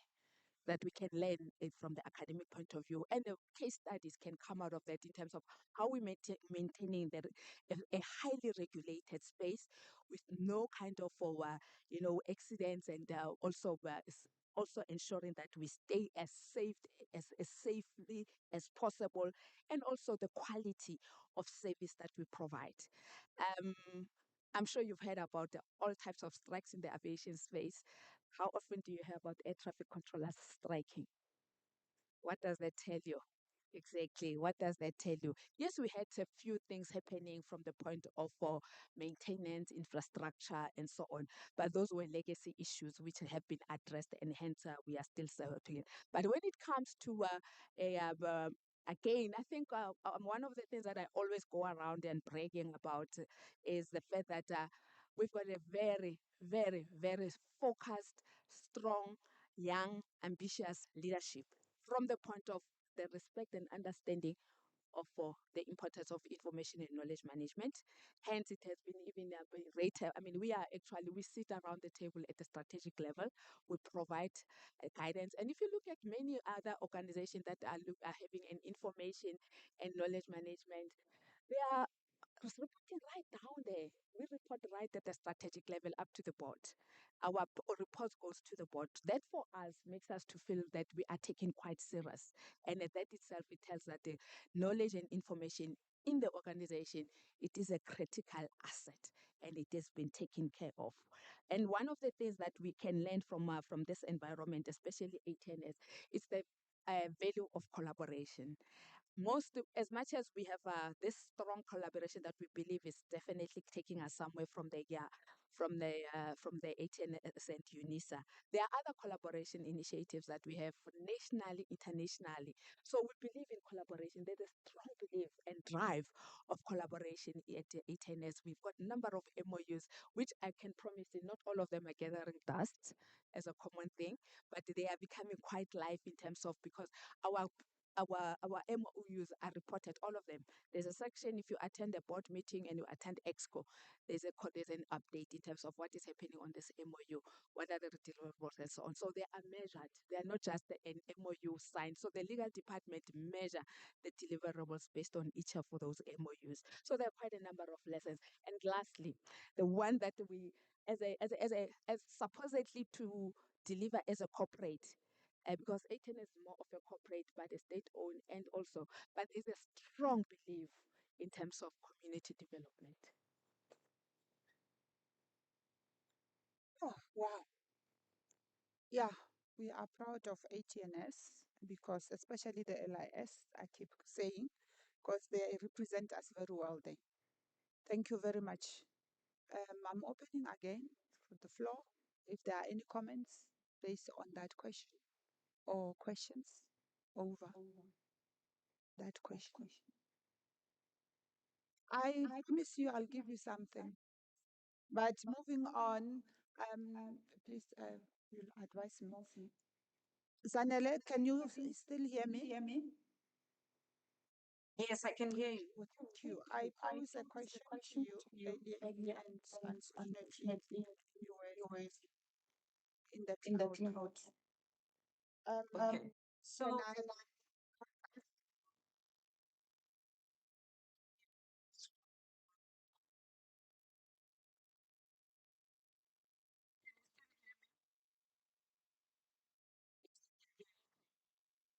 question, in what ways can AI-powered systems improve access to research funding opportunities and grant discovery? okay. All right. So again, I is to make content discovery and connections easier. So what I'll do is just actually just take an example where where if you didn't have an AI tool, you wouldn't even know which are the top collaborators in your industry to get a hold of unless you read the journals, right? And we all know we don't have the time to read all the articles to be able to determine or the authors that are influential. So the previous metric that we relied on within the academic space specifically was citations, right? How many times has this person been cited by certain journal? That was the only reference we have in terms of finding collaborators, in terms of finding journals. It was citations. If Zanele, as an author and as a researcher, does not cite the organization that is funded here, you would not know that that organization existed. Now, with AI tools, I'm able to just go directly into a platform like Research Intelligence, and then I'm able to type in a topic of my interest, right? I'm able to type in a topic of my interest, and the system can give me funding organizations, but not just give me funding organizations from a point of view of these guys can just fund you, but you can be able to see the fees. You can also be able to delve in further to see what type of funding or what type of grants have they given prior, right? So with this information, when I send my funding proposal, I'm not in the dark, right? I can see, I can find other entities or other research projects that were funded by this organization. I can see how much to ask. So that significantly reduces my time. And that significantly so structurizes or guides me in structurizing my proposal in such a way that I don't have to wait for back and forth rejections. And the same applies in terms of if I'm an author and I'm trying to target certain publishers to publish my article with. These days, I can actually just go into an AI tool and ask it what type of author or what type of articles does this service provider usually accept? And a solution like any other AI tool can give you that, and it actually saves you time. So in terms of funding, again, so you just go into the AI solution, and I'll show you two ways. One way is if I'm on the Web of Science, right? So I'm on the Web of Science, and then I look for a search on, let's say, nano, um, nanometallic, yeah, let's just do a search on that, right? And the system will give me results. So I can be able to do the traditional evaluation and say, okay, this is the most, let me get the most cited document right at the top. So the most cited document, here it is. And this is the traditional way I would have done it if I didn't have AI. And then I go through the metadata, and I'm hoping that when I interrogate this result, which is the most cited one, I'm able to see any reference to a funder. Okay, so in this case, I can see that, okay, this is the author information, and this is the authors, and then they've got sustainable development, and then they've got other categories.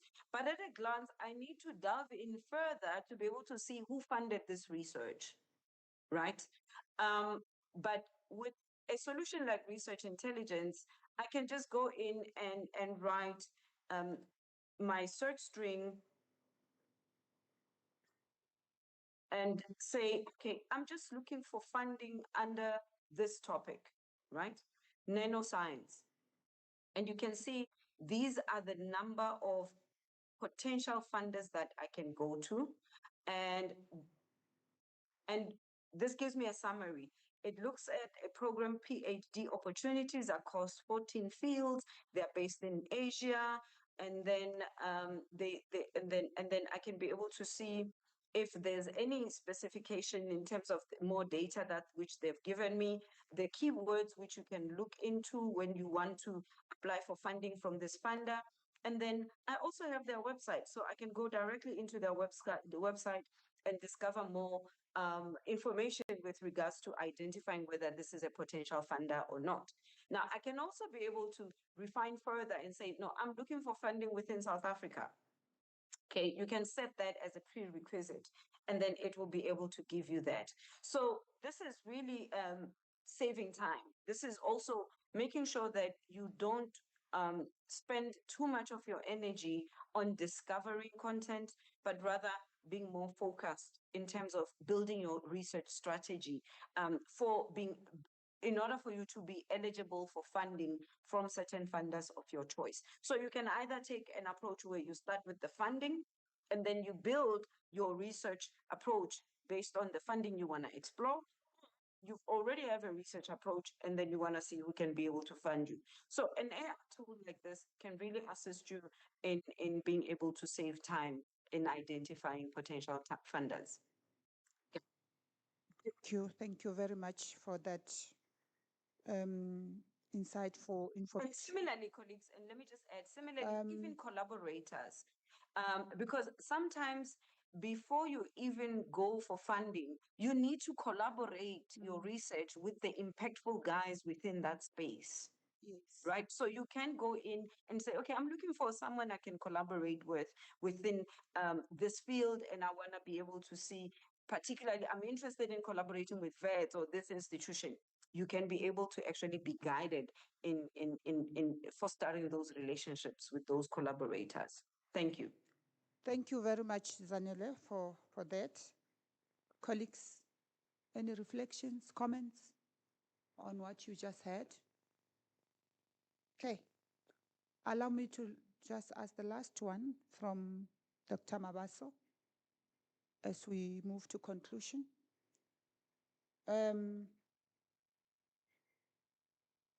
Yes.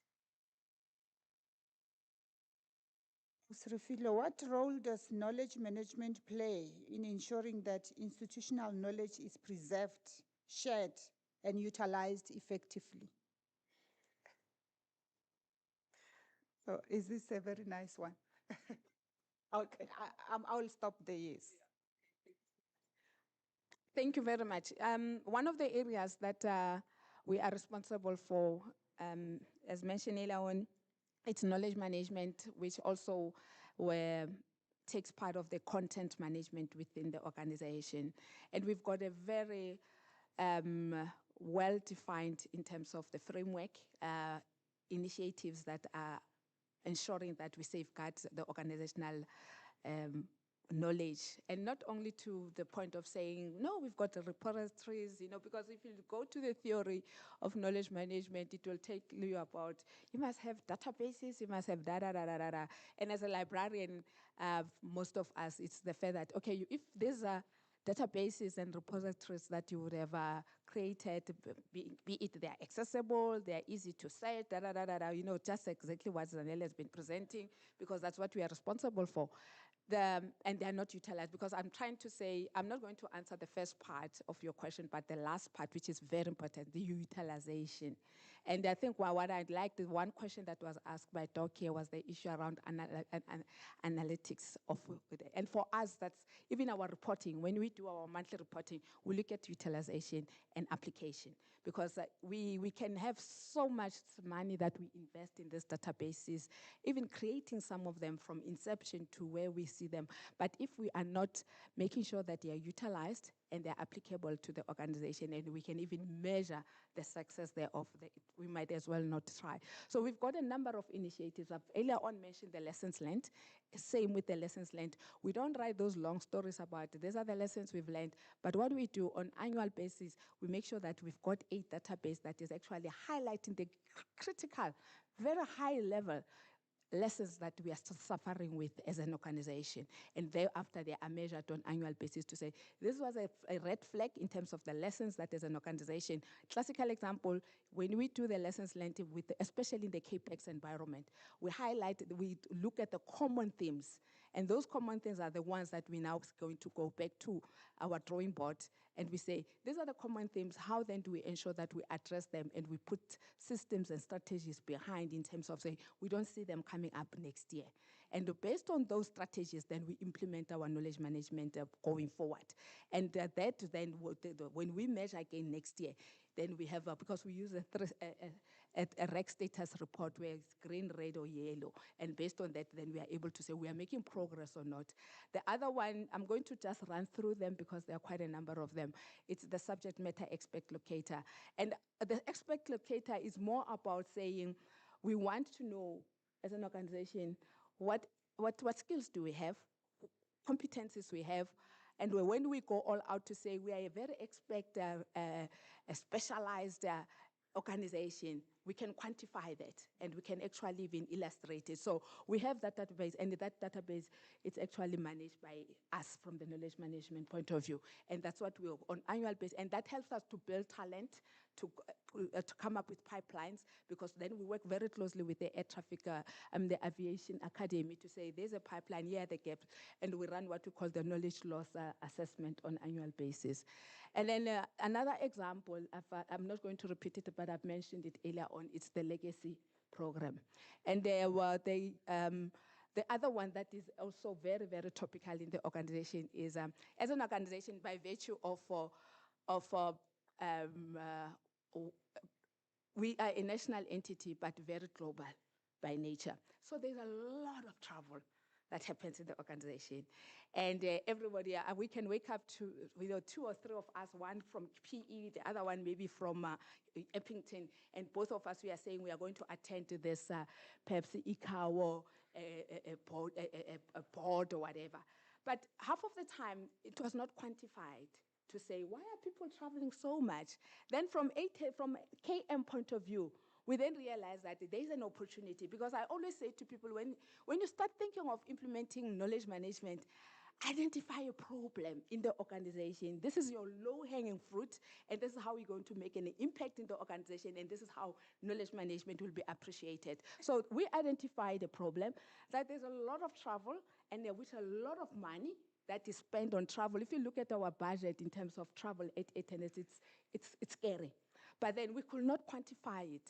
So from KM point of view, then we conceptualize how do we assist the organization to be able to quantify this travel. Then we came up with a tool which we call Travel with Purpose. So Travel with Purpose made us to work very closely with the travel department, close with HC again. We know HC is very important. We are very nice to them because we know that they've got the information that we need. And then work very closely, obviously, with EXCO and MENCOM, because those are the people who are approving travel. So to say to them, we need you to make sure that nobody travels without having submitted through this tool that we have created, in terms of saying, I'm going to be travel, and then my travel should also be approved through the system. And then when I'm traveling, I must actually be able to capture my travel in terms of my experiences. In terms, if it's a conference, I must actually share that this is what happened, these are the learnings and so on. But it is very intuitive, very easy to work on. And then when you come back, you submit your report. That itself then makes us to now, when we do our analysis, especially because we're more BI driven. So we run everything on BI, give us the themes we are able to report to board. This is the kind of travel we had.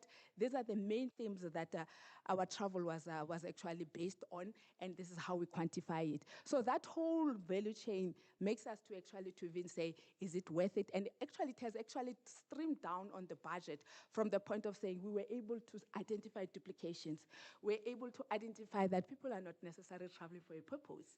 It was a question, oh, no, there's a budget, let me travel. But there was no reporting around it. So for us, from the KM point of view, that's some of the value propositions that we pride ourselves with. Thank you so much. Am I audible online? Please stay there. Thank you. Any reflections, comments on our last question? I'll stop there. I promised you I'll just stop there. It was the last question. There's a mic from Diva. A mic for her, please. And after your comment, please make your way up here. Thank you. Good afternoon, colleagues. I think I wanted to share with you, Dr. Mabasa.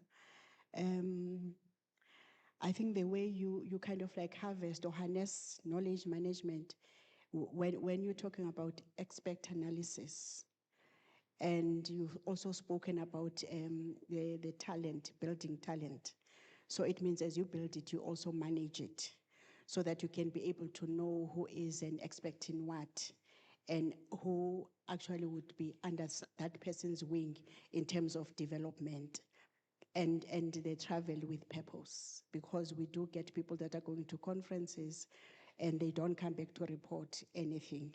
And you would wish that you would have gone to the conference, but because you maybe do not have any paper to present, you actually denied going to a conference. Yet conferences sometimes are also about, learning, copying best practices and all that. So I think it could be something, Madam Edie, you hear, that we could look into in terms of kind of like further collaborating on that and be able to say how best can we look into the way we do things, especially as Unisa Library. And I think one other thing that I've also heard you mentioning, it's part of what I was going to give as feedback, is your sweat and your soul analysis, that you are able to look at where you are kind of like weak, and then you find ways of strengthening yourselves. But I'm sure also you're mindful of the fact that you can have your threats that you can change into your opportunities and vice versa. Thank you so much. Thank you, Ma'am Giver, for that. Fine. Online people, would you please allow help me to give her a token as well, and Ma'am Giver, and I would like to give our ED as well.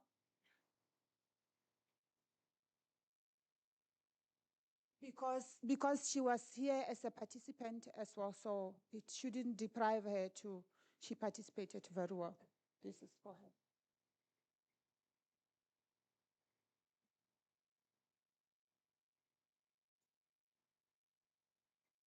And online colleagues, I must say one of the advantage of coming physically is what I'm trying to give colleagues that are here. So unfortunately, we can't share that with you, but next time. At this moment, allow me to call upon Ms. Mugiba, our manager in library procurement services, to deliver the closure and to introduce the closure and vote of thanks. Thank you. Thank you. Good afternoon, colleagues. Maybe for the sake of being fair to the time and also ensuring that I don't stand between you and your lunch, I thought it is important that I perhaps say I will stand on the protocol that has already been established by the previous speakers. That is starting with you, Madam Program Director, and therefore just say good afternoon, colleagues. And of course, under this theme that we've been deliberating on, I think it is just more important to start with you, Madam Edie. A special appreciation to you, as you started by setting the tone with very much inspiring opening remarks. And of course, the insightful contributions from your welcome and your introduction of today.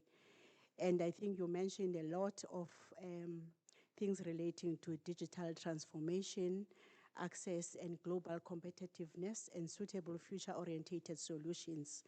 And of course, you actually challenged us to be critical thinkers. You said we must always be aware and be kept abreast. And therefore, Madam Acting ED, I think for me today, from Monday up until today, I have seen how we're going to navigate and try to actually infuse ourselves into where Unisa is going and to the discussion that we've had yesterday afternoon about Unisa's global model. So thank you, Madam ED. I'll then further move to Ms. van der Walt, our shining star Sophie, who is unfortunately not here in absentia. I would like to also acknowledge her after she has highlighted the transformative role of AI research tools in libraries and the importance of being not only indulging, but be a participant in being an AI guru, and the need to indulge, infuse, but mostly avail yourself to be taught, to learn, and to move with the paradigm. And I think she said something very important, that our role is not only to be navigators, but we need to bring that which we are, unique librarians, and we add value. Whether the paradigm is shifting to the north or to the south, librarians will always be there. And it is also about the way we were trained to ensure that we are able to assist our clients not to go on Google and think that whatever they get there is what they can cite. You know, we nudge them into understanding that they are peer-reviewed journals that they can cite on with diligence, and they can be able to be renowned as well as researchers. And I suppose one of the key things that she said was more about training ourselves to be curators, to be educators, and also to help teach the students and the researchers to verify whatever they get, even in the kind of databases that we have. And as such, it means AI is our DNA. And all we need to do is to continue shaping ourselves into the right direction. And therefore, a food for thought from her presentation was more about us bringing ourselves, not necessarily from one corner, but in all the corners where we sit and we have processes, and actually tap on our thinking brains, even the one sitting next to you in the office, to say, how can we improve? How can we ensure that AI does not only do our work, but it streamlines the work that we need to do? But of course, as we have AI, it needs a human being behind it. And therefore, as I say that, librarianship is a life brand. So hands up to Sophie. Moving to you, Dr. Mabasa. Goodness me. You emphasized on the importance of knowledge management and the industry. Collaboration was one of the key things that we've spoken much about, and remaining sustainable. I had research, and part of that was more about ensuring that as Unisa and as the library, we keep our institutional memory. And that took me back to my school times when we were talking more about Nonaka and the Seki model, that we need to be socialized, externalized, combined, and internalized. And therefore, it means how do you change your tacit knowledge into explicit knowledge? And how do you ensure that you can actually include a leg of being implicit in everything that you do? So document whatever is in your head so that the legacy that you leave behind will actually follow you wherever you go. So we should be able to leave footprints. If I heard you properly, Dr. Mabasa. And just before we stopped the conversation of the discussion, you also spoke about that, the intention of creating, transferring, and retaining knowledge for further collaboration and practice.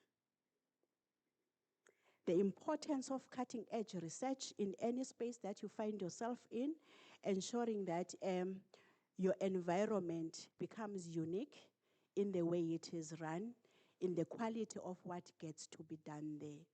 You spoke about you being not only a local, a regional, but you extended to say you are a continental and a global person.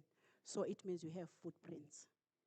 And I think the safest of how we fly and we land is actually indicating that it is the case. You are not fabricating who you are.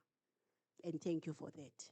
You spoke about an extension of your museums, and I thought now you are introducing not only preservation, but also conservation in a very regulated environment. And therefore, you are reminding us again that innovation is not just created in isolation. Rather, it is an engagement that goes over time as people grow and as they grow beyond being themselves, but part of the globe and part of the institutions like Unisa. You know, excellence, Dr. Mabasa, and I'm quoting you, is built through a number of things: content and record management, robust operational models, meaningful partnerships. I've touched on this one: continental and global footing, strategic knowledge sharing, collaboration, research, ecosystems that will ensure that people get empowered in academia and also in private industries. And thank you for that. I've just spoken to you about the importance of sweat and SWOT analysis, which is what you have also mentioned, and the importance of when we travel, colleagues, if you want to go to Liasa and you are requested to give a one-pager report, actually that is a standard. It's not just a norm or a culture. And of course, safety standards, high regulated space, quality and good governance. I think those are some of the things that we have mentioned. And the last layer would be travel with purpose, colleagues. That includes me. You've touched based on the importance of being the best in what you do. And you mentioned the importance of delivering on time. So there's something that we used to apprise ourselves as librarians back then, where we would say you want to be a just-in-time librarian to give that is requested right on the right time for the right individual. Unfortunately, colleagues, you know technology. Can I be allowed to log on? Sorry for that. I think I was getting to be very passionate about who I am as a librarian. Sorry about that, colleagues.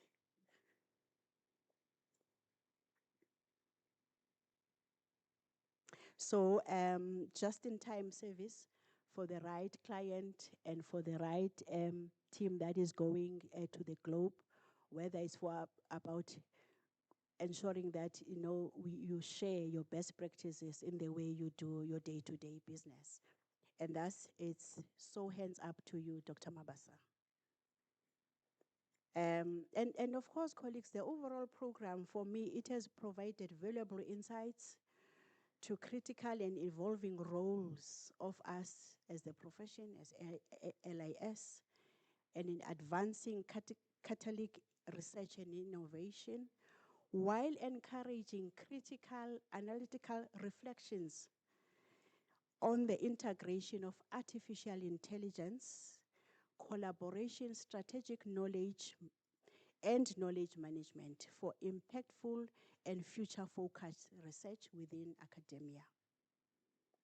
A few things to nibble on as we leave this room are the insightful discussions that took place on the current and other emerging roles and trends in librarianship, innovation in information services, digital transformation, research support, user-centered services, and the value for collaboration and partnerships, colleagues. To Sis Zanele, Ms. Nomvete, when I come to you, I think you have demonstrated how AI-powered platforms are shaping research, the funding and the impact, the role of librarians navigating the clients through all the LIS resources, keeping abreast, making a difference, and ensuring that these digital tools are used to their utmost. And I must say, in this profession, WIS has always been a one-stop shop. And yes, the two Web of Science research assistant and research intelligence that you have shared with us. Thank you so much, Sisi. Your presentation and how you have explained and how you have responded to questions was not just practical, but more informative. Thank you, and hands on for Sis Zanele Nomvete. Now, coming back to you, Awesome Khadi, and your team, perhaps let me start with the ED. Dr. Devier, and of course, by extension, our VP, Professor Ngwebe, for your visionary leadership and continued support for research and innovation initiatives. We extend also ourselves to the library, to the Department of Information Science, who are always our partners in crime. To you, Ausrefilwe,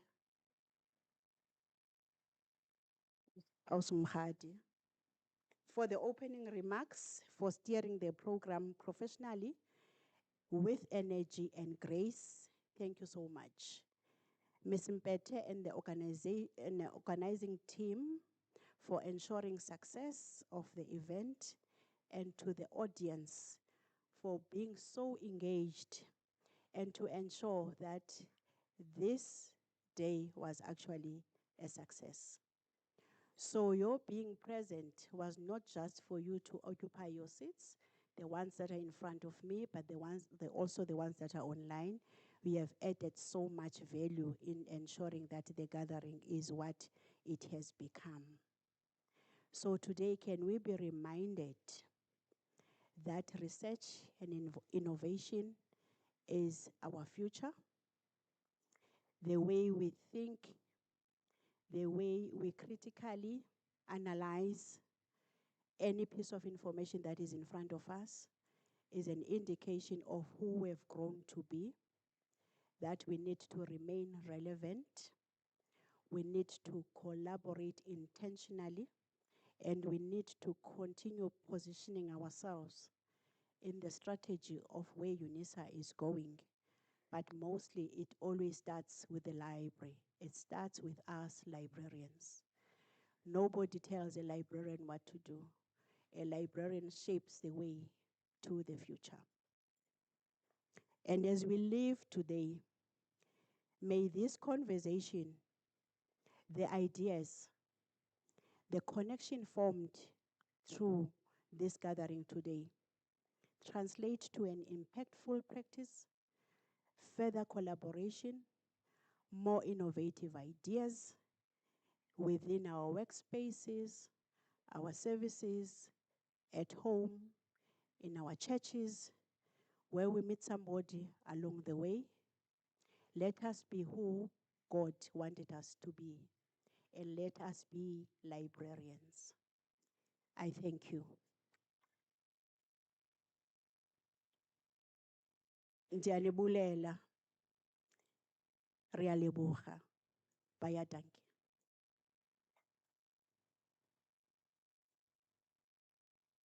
You can tell we have several other topics coming, speeches.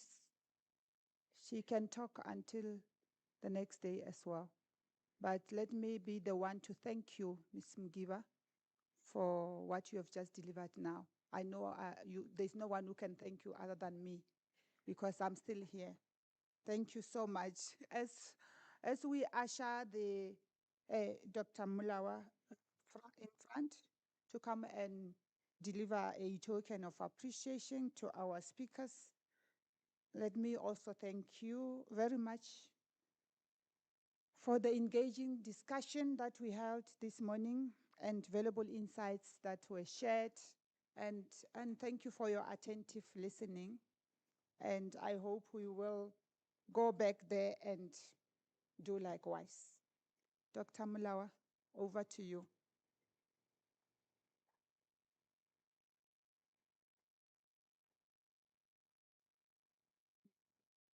Good afternoon, colleagues. After the vote of thanks from the bottom of Mezandi's heart, I will not do the vote of thanks. I'm not doing vote of thanks. I'm here to give the gifts. So thank you so much again for the vote of thanks. I will be able to give Dr. Mabaso here, but to Mezanele Nomvete, our drone will deliver the gift. So I hope it will arrive soonest. Thank you so much. Mema Baso, this is our token of appreciation. Just a token, we are not paying you. You are forever here with us. We just want you not to forget us when you enjoy our gift. Thank you so much.